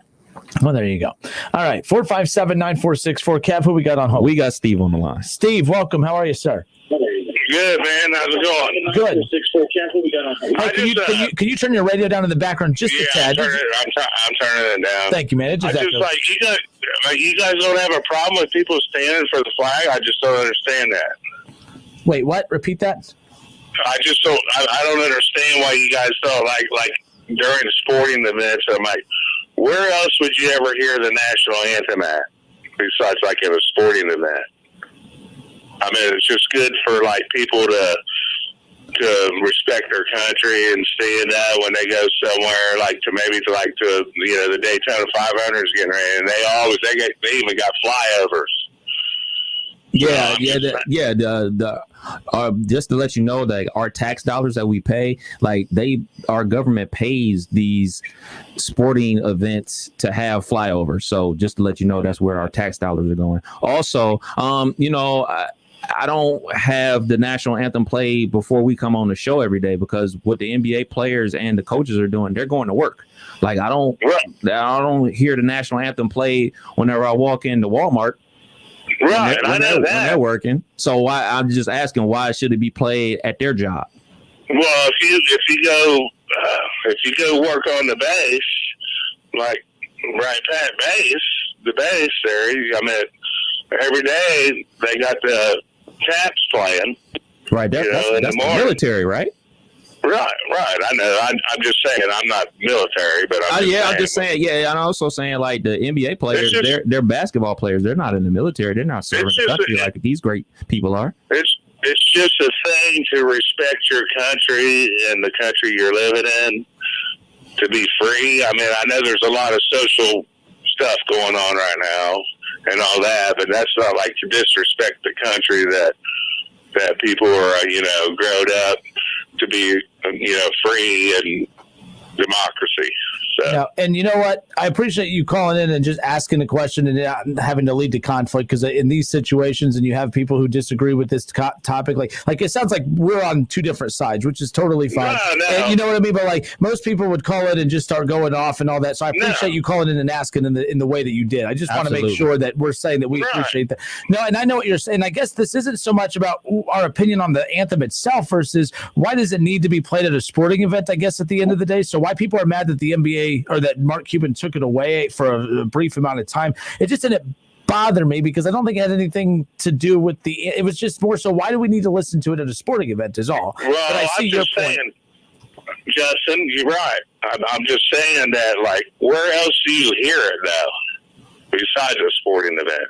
So are you mad that other places aren't airing it before events like No, I'm just saying. I mean, that gives me a chance to just sing the national anthem when I go to a sporting event. So you're saying you appreciate that you can go to a sporting event and hear it because you don't hear it other places then? Right, yeah. Okay. You never hear it. Where else do you hear it? I really want to know. I want to poll you on that. But you don't. That's the point is you don't. So, but to reverse it to your view, which is an interesting, like, I see where you're coming from because it's like, well, you're right. We don't hear it at movie theaters. We don't hear it at concerts and other events. So it's kind of nice going to a sporting event where you're going to hear it beforehand. So I see where you're coming from with that. But to flip it against it, it's like, well, if we can go to movie theaters and not be upset that we don't hear it, we can go to other concerts and stuff and not hear it, and it doesn't bother us. Why would it bother us going to a sporting event and not hearing it as well? So like, you know what? So it's. Yeah, that's how I view it. I mean, I don't want to hear it going into Walmart or Myers or something. You know what I mean? Yeah, we stand enough in line waiting to check out of there, right? Like, I already got to put my mask on and everything else. I don't want to sit there and stand, with the mask on. But anyways, that was just my opinion. But I listen to you guys all the time, man. You guys do a good job. Hey, thank you so much, and we appreciate the call, and thank you for coming in and asking the way you did, because like I said, this topic, it usually can kind of get out of hand, so thank you for that. Right. Thanks, Steve. I got you. You guys have a good one. You too. You too. Take care. All right. It's the Justin Kinner Show with Kev Nash here on 1410 ESPN Radio. We'll step away for a few moments. We'll open up the phone lines. So again, 457-9464. He does ask, I mean, that's an interesting point of view that I haven't thought about is, okay, we're sitting here saying, well, we don't need it at sporting events. We don't hear it anywhere else. Right. And Steve's saying, but that's what he likes about sporting events is it's the one event you can go to when they do play the national anthem. Right. So that is one interesting way, counter take, I guess, to take a look at and take a listen to. We'll be back in a moment. More of the Justin Kinner Show with Kev Nash when we come back. It's the Justin Kinner Show with Kev Nash. Justin, you're awesome, baby. Right here on 1410 ESPN Radio. ESPN 1410 Wing AM weather. This afternoon will be cloudy with snow, a high near 25. Tonight's also going to be cloudy with snow, a low around 16. And tomorrow's going to be cloudy with a slight chance of snow, a high near 26. I'm Pete Spivak for 1410 ESPN Radio. Weather is brought to you by Cullet Propane. 98% of their customers recommend Cullet. If you wouldn't recommend your current supplier, check them out at culletpropane.com. For the ones who know safety isn't a catchphrase, it's a culture. And the ones who help make sure everyone makes it home safe. For the safety-minded who watch everyone's backs, Grainger offers supplies and solutions for every industry, as well as safety assessments and training to keep your facilities safe and your people safer. Call, click Grainger.com, or just stop by. Grainger, for the ones who get it done. If you're a first-time buyer, finding your first real home can feel like this. Hot property. Not going to last long. Multiple offers. 30-year fixed. We need earnest money. But a realtor has the expertise to strip away all the noise and focus on what really matters to you. You're going to love this place. Great neighborhood. School is walkable. It even has a huge yard so Henry can practice his penalty kicks. Finding the right place starts with you and a realtor with the expertise to make sure your voice is the only voice that matters. Realtors are members of the National Association of Realtors. That's who we are. If I'm not commuting anymore, where do I really want to live? While you handle life's questions, Merrill Guided Investing helps you manage your portfolio and invest for your next move with the option to work with an advisor at a low cost and minimum. Merrill, a Bank of America company. Visit merrilledge.com/investing goals to get started today. Investing involves risk. Merrill Lynch, Pierce, Fenner & Smith Incorporated, both a registered broker-dealer and investment advisor, member SIPC. Investment products are not FDIC insured or not bank guaranteed and may lose value. Fever is a leading symptom of the coronavirus, so take your temperature twice a day with the Exergen Temporal Scanner. It's quick and easy to use, and its accuracy is backed by more than 80 clinical studies. Have your family start and end their day with the only home thermometer used and recommended by hospitals, doctors, and nurses. Your family can take their temperatures in seconds to know where they stand in the fight against COVID-19. Protect your family from the spread of this deadly disease and stay safe with Exergen. Thinking about life insurance? What if you could make one free phone call and learn your best price from nearly a dozen highly rated, price competitive companies? Well, that's exactly what happens when you call SelectQuote Life. For example, George is 40. He was getting sky-high quotes from other companies because he takes meds to control his blood pressure. But when I shopped around, I found him a 10-year, $500,000 policy for under $25 a month. I'm SelectQuote agent Dan Savino. And believe me, if SelectQuote isn't shopping for your life insurance, you're probably paying too much. For your free quote, call 800-721-4880. That's 800-721-4880. 800-721-4880. Or go to SelectQuote.com. Since 1985, we shop, you save. Get full details on the example policy at SelectQuote.com/commercials. Or price could vary depending on your health, issuing company, and other factors. Not available in all states.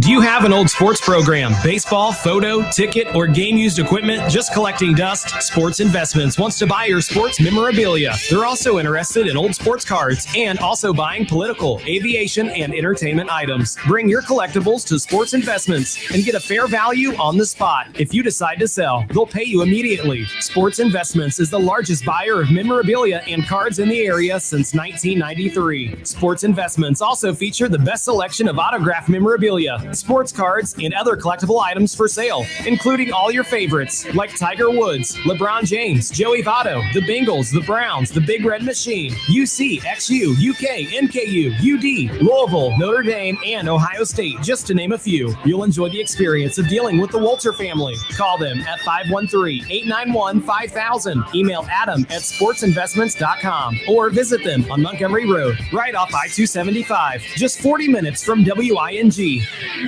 D-Max, home of the award-winning Duramax diesel engine, is hiring for production. They're holding a job fair at Golden Gate Park in Brookville, Ohio on February 12th from 1 p.m. to 5 p.m. Go to dmaxengines.com to download and complete the application or bring your resume with you. Panera's new flatbread pizzas are here. But to our new chef, Klaus, they're not just pizzas, they're masterpieces. Because it's not just cheese, it's hot and melty mozzarella and fontina cheese. It's not just sauce, it's market tomato red bell pepper sauce. And it's not just toppings, it's fresh mozzarella, basil, and grape tomatoes. Taste our delicious new flatbread pizzas today. Order online for pickup or delivery. Panera. Restrictions apply. Allstate now has deeper savings, and deeper savings require deep thoughts and a deep voice, like mine. Save for being a new customer. Save more for adding DriveWise, and save even more for driving safely. Visit Allstate.com or contact your local agent for a quote today. As someone once said, saving today is money tomorrow. That's deep. Not available in every state. New customer savings based on early signing discount. Drive-bys is an optional feature. Savings vary based on how you buy. Subject to terms and conditions. Allstate Fire and Casualty Insurance Company and affiliates. Northbrook, Illinois. New to the Wendy's 2 for $5 lineup is their classic chicken sandwich. Go grab a 2 for $5 deal and pick 2 faves like a Dave's Single Nugs and now the classic chicken sandwich 2 for $5. Price and participation may vary. Limited time. There are many ways to catch the Justin Kinner Show with Kev Nash on 1410 ESPN Radio, weekdays from 3 to 6 p.m.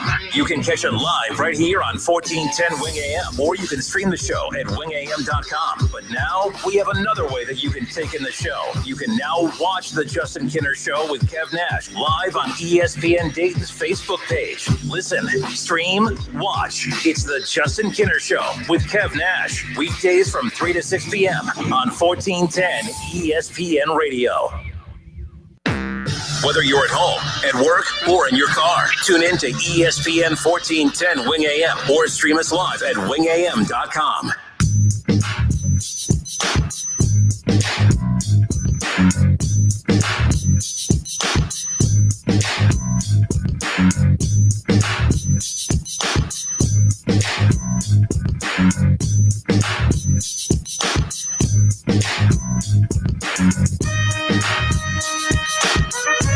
All right, and we are back. Justin Kinner, Kev Nash with you here on 1410 ESPN Radio. So ESPN's Adrian Wojnarowski, NBA reporter for ESPN, announces that there's, according to ESPN sources, the NBA is working on the All-Star Game format. Instead of having an NBA All-Star weekend, it'll be an All-Star Day. It doesn't sound like the skills competition is on. I have to go back and reread that. I do know that the dunk contest is the plan, or the reports are the NBA is kicking around doing a dunk contest at halftime. You know how long a dunk contest is?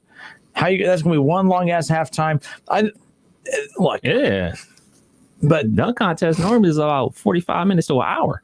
Well, yeah, it's normally like 45 minutes to an hour, and they got the commercial breaks and they drag it out. Maybe you do your first round before in the pregame, halftime, postgame. I don't know what you got to do, but I find it interesting. The only reason I'm interested in the All-Star Game as much as I am is because I'm really curious if they're going to put Obi in the dunk contest. Right. I mean, Obi right now only averaging just about 5 points a game. He's literally getting 10 minutes a game, but he's very efficient in those 10 minutes. Like, it's not like at the beginning when I said, I think he's only going to average around 9 points, about 5-6 rebounds, and a couple of assists. I was wrong for saying that in regards to that's about, he's less than that, but he's only getting 10 minutes. If the dude was getting 20 minutes, 25 minutes, he's probably averaging about what you anticipated. I mean, I think he's averaging more than what you anticipate. If Obi Toppin gets probably 20 minutes a game, he's sitting at 13, 14 points a game right now, at the pace he's playing. Julius Randle ruining it. Yeah, he's coming in. I mean, I don't get it. It's one thing if you don't want to play rookies, that's fine, but you got to look at the numbers. And when you're playing as efficient as he is in that little bit of time, I mean, I still worry that he doesn't have a great move to take guys off the dribble, but he does, as you talked about in the NBA, you don't have to because it's just slash to the bucket. Guys get you. Last night, Derrick Rose, by the way, finds Obi Toppin on a pick and roll. Right to the bucket for such an easy one. I did find it cool. I read an article. Obi Toppin came out and announced, or that Derrick Rose said that his goal was to teach the game to quickly and to Obi Toppin. That that was one of the main reasons he was brought back to New York. Hey, be a part of a winning culture here. Help, which is funny because remember how he left? He just disappeared. Yeah, and he forced his way out literally. But I like Derrick Rose. I don't have an issue with him. So I love that he's back in New York and he's taking on this like mentor type role. And his goal and his role is to be there for Obi and to be there for the quickly kid out of Kentucky that is just balling out right now. Mm-hmm. And last night we saw Obi and Derrick Rose connect in a nice little pass and dunk. And I think you're going to see a lot more of that this year. Hopefully, if he gets more playing time. But we assume Obi's in the dunk contest. We would like to see that. Will he be? I don't know. I mean, you know where I'm at with this NBA All-Star weekend, man. I just say pause it until next year, until we can have it back in earnest and really do it right and give the fans what they really want. They really want to see Zion in the dunk contest. We here know how spectacular Obi is. So we want him to dunk contest. We want to see a full-fledged all-star weekend, man. We want to see the dunk contest, the three-point shootout, skills challenge, the terrible celebrity game, and then the awesome all-star game on Sunday. Like, we want it all, and we're not going to get that if you just try to cram it in. You know, I understand, you know, there's a lot of money involved with your media partners and everything like that, man, but I just think you're doing yourself a disservice when you do a half version of an NBA All-Star weekend. I say, you know, you just chalk it up, give the guys a couple days off and get right back to basketball, finish out the season. And then next year, when the vaccine's out there and everybody's feeling better about the situation, you'll put fans in the building and really do it up right, man. That's how I really would want it. But I understand this is a business. Like, I just understand that the NFL, it's a business, and they got to cash those checks. All right, to the phones we go, 457-9464. We got Ryan waiting on us. Ryan, thanks for holding. How are you? I'm doing great, guys. How are you? Good. Great. Listen, all right, so I don't want to, again, I want to be like the previous caller. I want to be gentle about the subject. For me, I'll give you the just my own personal opinion about the anthem. Ryan, let me reset real quick. So Ryan's calling right now. We just before we got to that NBA topic, we opened up the hour with an NBA conversation. Mark Cuban had come out and announced that the Dallas Mavericks were no longer going to play the national anthem during their pregame. In fact, of their 13 home games that they've had this season, they've had 13 home games going back to even the preseason. They hadn't played the national anthem in the pregame the entire stretch. For whatever reason, it was just announced, I think, yesterday by Rachel Nichols that they were not playing the national anthem, and Mark Cuban said he was going to continue to not do so and had no plans of bringing it back in the future. Well, then today the NBA releases a statement that the national anthem must be played before every game, and Mark Cuban said, okay, that's fine. You know, he's going to abide by the policy, and that's that. But it's led to some conversation throughout the day about does the national anthem need to be played pre-games in all of sports? You don't hear it anywhere else in the country, anywhere else in the country at different events like that outside of sports. So why does sports need to have it? And that's what Ryan is calling on now. So Ryan, thank you, man. Thanks for holding. What do you got for us? Absolutely. Well, so for me, I'll go back. So I'm in my mid-50s, 54. So okay. I go back to, if you want to use, and I'll just do a couple scenarios. For one, it's tradition. I know traditions aren't sacred. They're not, it's not the Holy Bible of why we go to a ball game. And I know with today's generation, it's now. I don't want to stand around and wait. Baseball game, a football game takes too long. Anyway, I understand all that. But for me personally, it's a tradition thing. It's something where, you walk in, you get a hot dog, you get a beer, you get a Coke, whatever it is. It's just sort of the experience of, because you don't, like you say, when you watch it on TV, you don't stand for the anthem because you don't hear it. When you watch an NBA game, but when you go to these stadiums, and I've been doing this my entire life, I'm a sports junkie. It's part of the experience. And as the gentleman said, when you walk into Walmart, they don't play it every time you walk into Walmart because it was never part of the Walmart experience. So for the first part of my argument about it, it's the experience. It's what I've done since I was a kid watching the Big Red Machine in the 70s, and it's what I expect to have happen as part of my game day experience. That's the first argument, and again, I understand that doesn't apply to everybody. The second argument is, for me, yes, I'm a veteran. Again, it doesn't apply to most people. Thank you for your service. And again, I appreciate that. I tell people all the time, I didn't do it for the thank yous. I did it because it was a calling, but I do appreciate you saying that. It means a lot. But for the selfish part of me, when people say, now rise to honor America, and so for me, it goes to my third point is when we go to a ball game. So when I'm walking down the street and we pass each other, you might be black, I might be white, you could be green, it could be brown, it doesn't matter. We don't look at each other the same way as the one experience that we all have when we go to a ball game.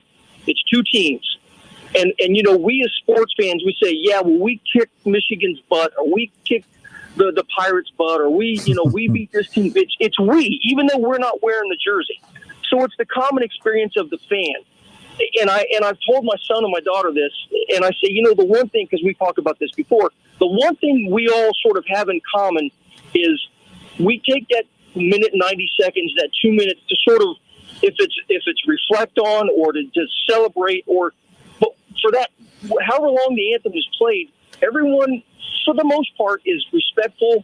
We're quiet, but we're all, and again, we're not all Americans. But, there are obviously some visitors, some foreigners, things like that. But it's the one time in our day, out of the year, where when we're standing next to you, I'm standing next to you, and we're both standing for the anthem, that we're doing something together, and we're not arguing. We're not. So I've always said it's more of a, instead of being divisive, I look at it as the one sort of thing where 50,000, 100,000 people could be jammed into a tight space, and we can all agree, for the most part, that for 2 minutes we are the same. We're you know, I respect you, you respect me. It's however simplistic I can make it. But for me, I don't look at it as a divisive way for us to be together. I look at it as a sort of it joins us. And I don't mean equal as in, you know, one's better than the other, but I just mean, you know, you might be a Braves fan, I'm a Reds fan, but for that 2 minutes, we're all American. And again, I know that's a patriotic, you know, sort of way of, and it doesn't ring as deep with the younger generation and maybe today's generation. And even with all the racial things that are going on, the one thing that I keep reminding people is, you know, when you say I'm African American, I'm Mexican American, I'm Italian American, well, the one common denominator is American. So maybe it's my overly optimistic way of saying, you know, this at the end of the day, we are still all Americans, and I would hope, just like during the Gulf War, which I was a part of, when Whitney Houston sang, if you think back, and maybe you guys are a little too young for that, but the one was everybody was happy and celebrated, and it was a unity. So that's sort of where I go with it. And again, I don't tell people, you know, for me, and I'll just say this, I think the smartest thing the NFL did was you tell a team, instead of coming out and kneeling, stay in a locker room. And I have no issue with that. I think it's a very smart way to do it, because then again, for me, who enjoys the anthem and think we should all celebrate it and stand for that piece of cloth, because I do think that piece of cloth stands for a hell of a lot, good or bad. It is a common history, and it is moving forward. It is that piece of cloth that may inevitably keep us all together. So that's my opinion on it. And again, I know I don't speak for everybody. It's just my comment. No, you're fine. And again, you're the second caller to call in and voice your opinion calmly. And that's what we appreciate, because as Kevin and I discussed, you bring up these topics and it's like, man, do we even bring it up today? Like, we want to talk about it, but it always gets out of hand. We've had back-to-back callers call in and share their point of view, and it not lead to, you know, back and forth. So we appreciate that. Ryan, thank you so much. And again, thank you for your service. Gentlemen, again, thank you for that. I appreciate it. But thanks for having the topic and at least opening it up for somebody to talk. I appreciate that. Yep. Take care. With this, Kev, again, I think both things could be true. Mm-hmm. The national anthem before a game does not mean anything to me. Like, I need to reword that. The national anthem before a game, to me, whether it's there or not, doesn't have an impact on my life as far as the game itself. Mm-hmm. Not ripping the national anthem. I'm just saying, before a game, after a game, not around a game at all. I'm going to the game. When, we're having all these people say, well, we have to have the national anthem before a game. It's tradition. It's history. I'm not trying to be funny here, but I've never heard anyone say, what do we do? We got to get there before first pitch. We got to get there before tip off. We got to get there before kickoff. I've never heard anyone say, we got to get there before the national anthem. Right. Not mocking, not being a smartass. It sounds like I am, but I'm really not. The point is I didn't realize this many people cared about the anthem being played before a sporting event until it's told that it's not going to be there anymore, right. Which it still is. But no, I appreciate his take on that. The thing is, when I keep hearing people say that it's not divisive, if it wasn't divisive, it wouldn't be up for debate about whether it should be played before a game or not. Right. So I understand what the last caller said, but he doesn't view it as divisive, and that's totally fine. That it means something to him. And that's fine. It means a lot to a lot of people, but you can't say it's not divisive, because the whole reason it's even up for debate about whether it should be played before a sporting event or not is because everyone has a different reaction to this topic right here. And it reminds me of, when I was younger and I'd be fighting with my brother over a toy, and, I want the toy. He wants the toy. We're fighting over the toy. And my mom comes in and says, you know what? Neither of you get the toy, and takes it away. That's where we're at here.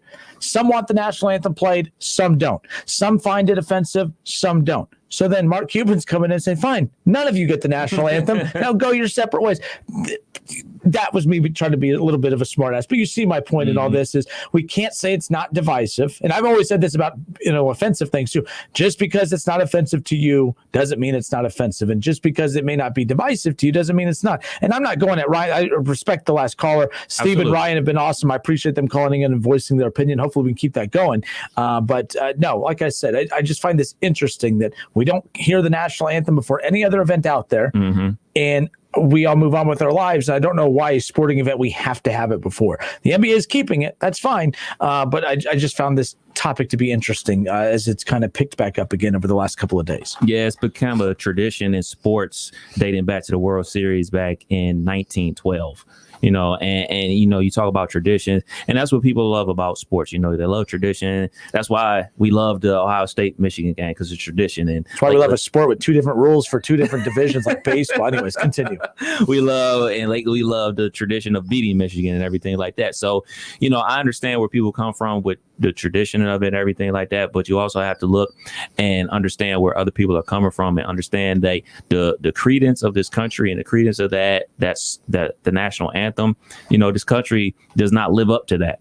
And you need to just look at the other citizens and look at everything that happened this summer with protests and everything like that. I respect our servicemen and women to the utmost, man.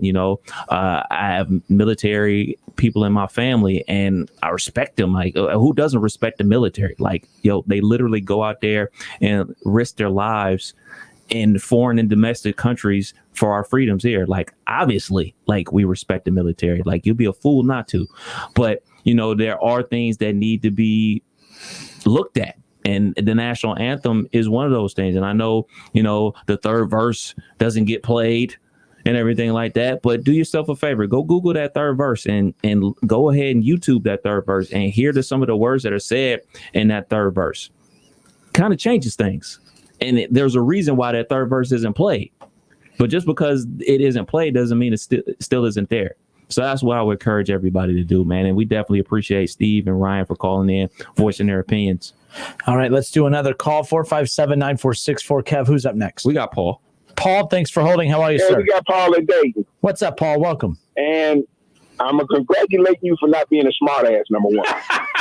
That's my first point. I had to call in and say that more than anything. This isn't something to be a smart ass about, though. But I appreciate that you appreciate that. I'm going to take the smart ass mantle for you. Playing the national anthem before a sporting event has nothing to do with the military. Has nothing to do with respecting or disrespecting the military. They want to honor the military, play one of the military fight songs before a sporting event.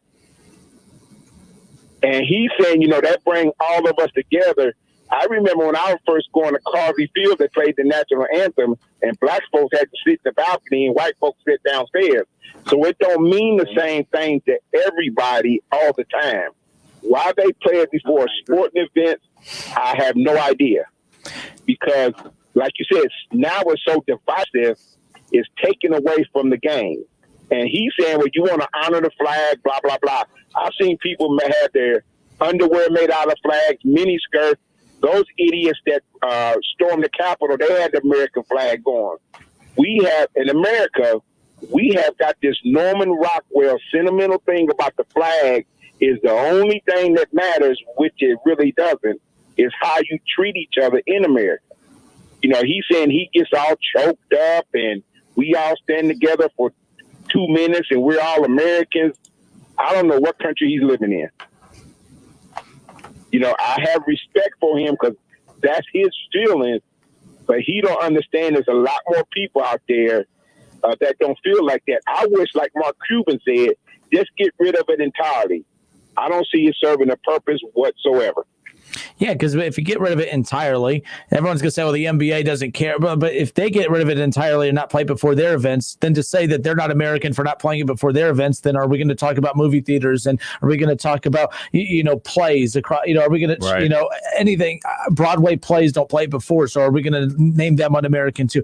I just don't get it. And that's where I went back to my point earlier about just because something, I always say that just because something's not offensive to you doesn't mean it's not offensive. And that's they don't play. As many people go to WrestleMania, they don't play it before WrestleMania. They don't play it before most concerts.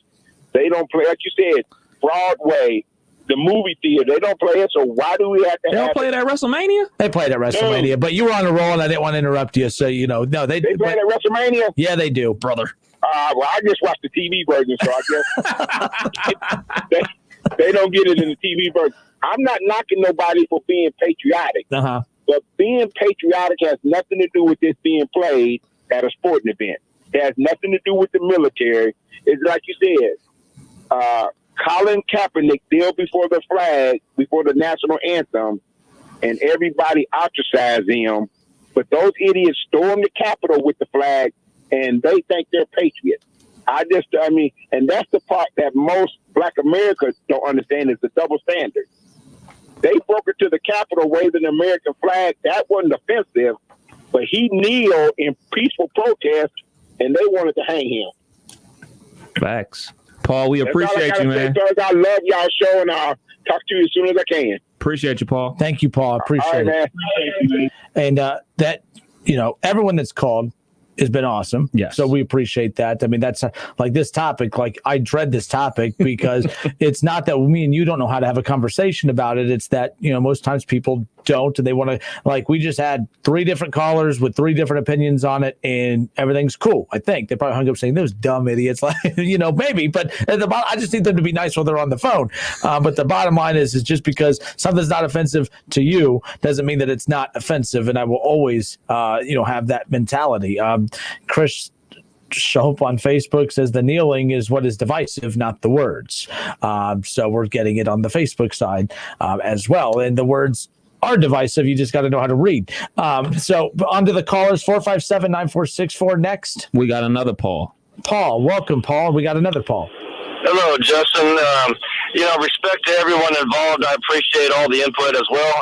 I cannot top the gentleman who served in the military, and he said what he said. I really side with him in terms of all that. I do respect the opposition's opinion, but I'm not about to speak for that guy. I think as far as what I interpreted from that gentleman who served in the military was the fact that with him growing up, he felt like when he was listening to the national anthem for those few minutes, it felt like we were all united as one. I'm not saying perhaps now in the present, but in my opinion, the way I perceived that gentleman was saying as he was growing up, back in the day when it was played. Now, if I'm wrong about that, I'm wrong. That's just my perception. Now, I do believe, in my own opinion, that the Star Spangled Banner should be played. I maybe not done enough research or don't understand perhaps the hidden message in it. I don't know, but I'm one person that is absolutely, I believe, and if it's good enough and respectful, long-standing tradition in anything. I'm old school. I love family values. I love traditional things. If it's of a respectful nature, and in my opinion, being the Star Spangled Banner being played at these sporting events during all my life is a long-standing tradition. Again, in my opinion, I don't think the American flag has changed through the years. I think people's mindsets and perceptions have, and maybe not for the better. And to your point, that how you perceive the last caller's take. No, I agree with you. That's the takeaway I had too. That that he viewed it as for those 2 minutes that everyone was together, and that again, that's why I say everyone's perception is different of what's going on, and as time has gone on, things change. And to your point, you're old school, and to you admit, growing up, it's what you look at it differently. But obviously, things are changing, and more is coming out, and obviously it has become very divisive with that. So no, it's like it's tough to when you have these conversations, yes, it's, like I said, if it's not offensive, just because it's not offensive to you doesn't mean it's not offensive. And that's kind of where we're at with this. So let me ask you this. If all of sports, if the NFL, Major League Baseball, NBA, I know you're just mainly an NFL fan, said we will not play the national anthem before a game, will that keep you from going? That will not keep me from going. To answer your question, ultimately, no. But the fact is, I've got a friend who she decided that she didn't want to follow the football anymore because of the kneeling and all that, and she says she wants to have the boycott and all that stuff. And I'm such a diehard Bengals fan. I'm such a fan of football. Those players do not speak for me when they. Either way, they just don't speak for me. When they kneel, I personally disagree with the kneeling. I believe in protesting what the social issues, I believe in that wholeheartedly. I just don't think the NFL is a place for it. But when I watch a Bengals game, when I watch an NFL football game, those players do not speak for me. I'm not on board with a lot of their mindsets in terms of the way they go about perhaps protesting. I keep all that out of it. I think, in my opinion, the NFL should too. I just don't think that's a place to have social protests and things on the field. If you want to see, it's a fine line. If you want to personally acknowledge something that it's kind of dicey there, but the fact is, it would not keep me from going. I enjoy it too much. I'm too far in. I'm too wrapped into the Bengals and to NFL games. I just put all the social stuff aside, just like I put a lot of the business part of it aside, and I just focus on the football part. Well, it's good to hear. Hey, Paul, it's good hearing from you. We're up against the clock. We got to get out, but it was good hearing from you. Thanks for your time. You too, Justin. Thank you. All right, thank you. Right. And good for him for acknowledging that. Hey, I don't like the protesting aspect of sports, but you know what? I don't tune in to. I don't care about what they're trying to tell me. I'm just tuning in for the football part. Trying to win the Super Bowl. I'm just tuning in. I don't care about the front office. I don't care about the protests. I don't care about any of that. I'm just tuning in to watch the football on the field. And I can respect that take better than I ain't gonna watch anymore. And then 2 months later, can you believe that hit? I can't believe the official didn't make that call. What the hell's the coach thinking? That's a lot of anger for a guy who's not watching the game anymore. So good for Paul for coming out with that. All right, folks, we'll step away for a few moments. We'll put a bow on the show on the other side of the break. More of the Justin Kinner Show with Kev Nash next.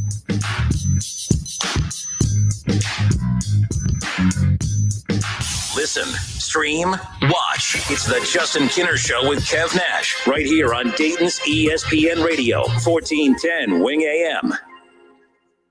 Hi, this is Eddie Sorrell, Service Manager, Germain Honda of Beaver Creek. When you need service, we're here Tuesday, Wednesday, and Thursdays from 6 to 8 and Saturdays from 7 to 5. We proudly offer a state-of-the-art facility with factory-trained technicians, clean waiting room, and service department. Loaner cars are available during service and free alignment checks with any service. Be sure to stop in and ask for our $39.95 oil change special. Germain Honda of Beaver Creek, State Route 35, east of 675, between Xenia and Beaver Creek. Listen to this radio station on the radio.com app. Connect with your favorite radio shows through contests, social media, and podcasts. Create custom alarms with your favorite radio stations, all free with the radio.com app. D-Max, home of the award-winning Duramax diesel engine, is hiring for production. They're holding a job fair at Golden Gate Park in Brookville, Ohio on February 12th from 1 p.m. to 5 p.m. Go to dmaxengines.com to download and complete the application, or bring your resume with you. It's auction time again in North Lima, Ohio with home improvement products and building materials, and it's all online, ending this Tuesday at 12 noon. Go to pbauctions.com and register to bid on name brand home improvement products online. Kitchens, flooring, Anderson windows and doors, decking, unclaimed freight, and more, all sold online at pbauctions.com. Auction ends this Tuesday at noon, so we'll see you online at the auction. Finding great candidates to hire can be like, well, trying to find a needle in a haystack, but not with ZipRecruiter. Its powerful technology actively finds and invites qualified candidates to apply to your job. So while other companies might deliver a lot of hay, ZipRecruiter finds you the needle in the haystack. See why 4 out of 5 employers who post a job on ZipRecruiter get a quality candidate within the first day. Try ZipRecruiter for free at ZipRecruiter.com/work. That's ZipRecruiter.com/work. Listening to this Allstate commercial about savings might be the hardest thing about getting those savings. Save for simply becoming an Allstate customer. Save more for adding DriveWise. And save even more for driving safely. Visit Allstate.com or contact your local agent for a quote today. Allstate. Minimum effort, maximum reward. Not available in every state. New customer savings based on early signing discount. Drive-bys is an optional feature. Savings vary based on how you buy. Subject to terms and conditions. Allstate Fire and Casualty Insurance Company and affiliates. Smoothbrook, Illinois. Now that football is over, you can turn your attention to your other love. Don't forget to pick up a heart-shaped box of Russell Stover chocolates today and make happy this Valentine's Day with Russell Stover. He's a former Buckeyes great and now a college football Hall of Famer. And don't forget about his 13 years of NFL experience playing for the Eagles, Dolphins, Jets, and the New England Patriots. He's Dayton's own Keith Byers. Hang out with him every Monday at noon on the Keith Byers Show, presented by Lee's Famous Recipe Chicken. All sports sports all the time. This is 1410 ESPN Radio.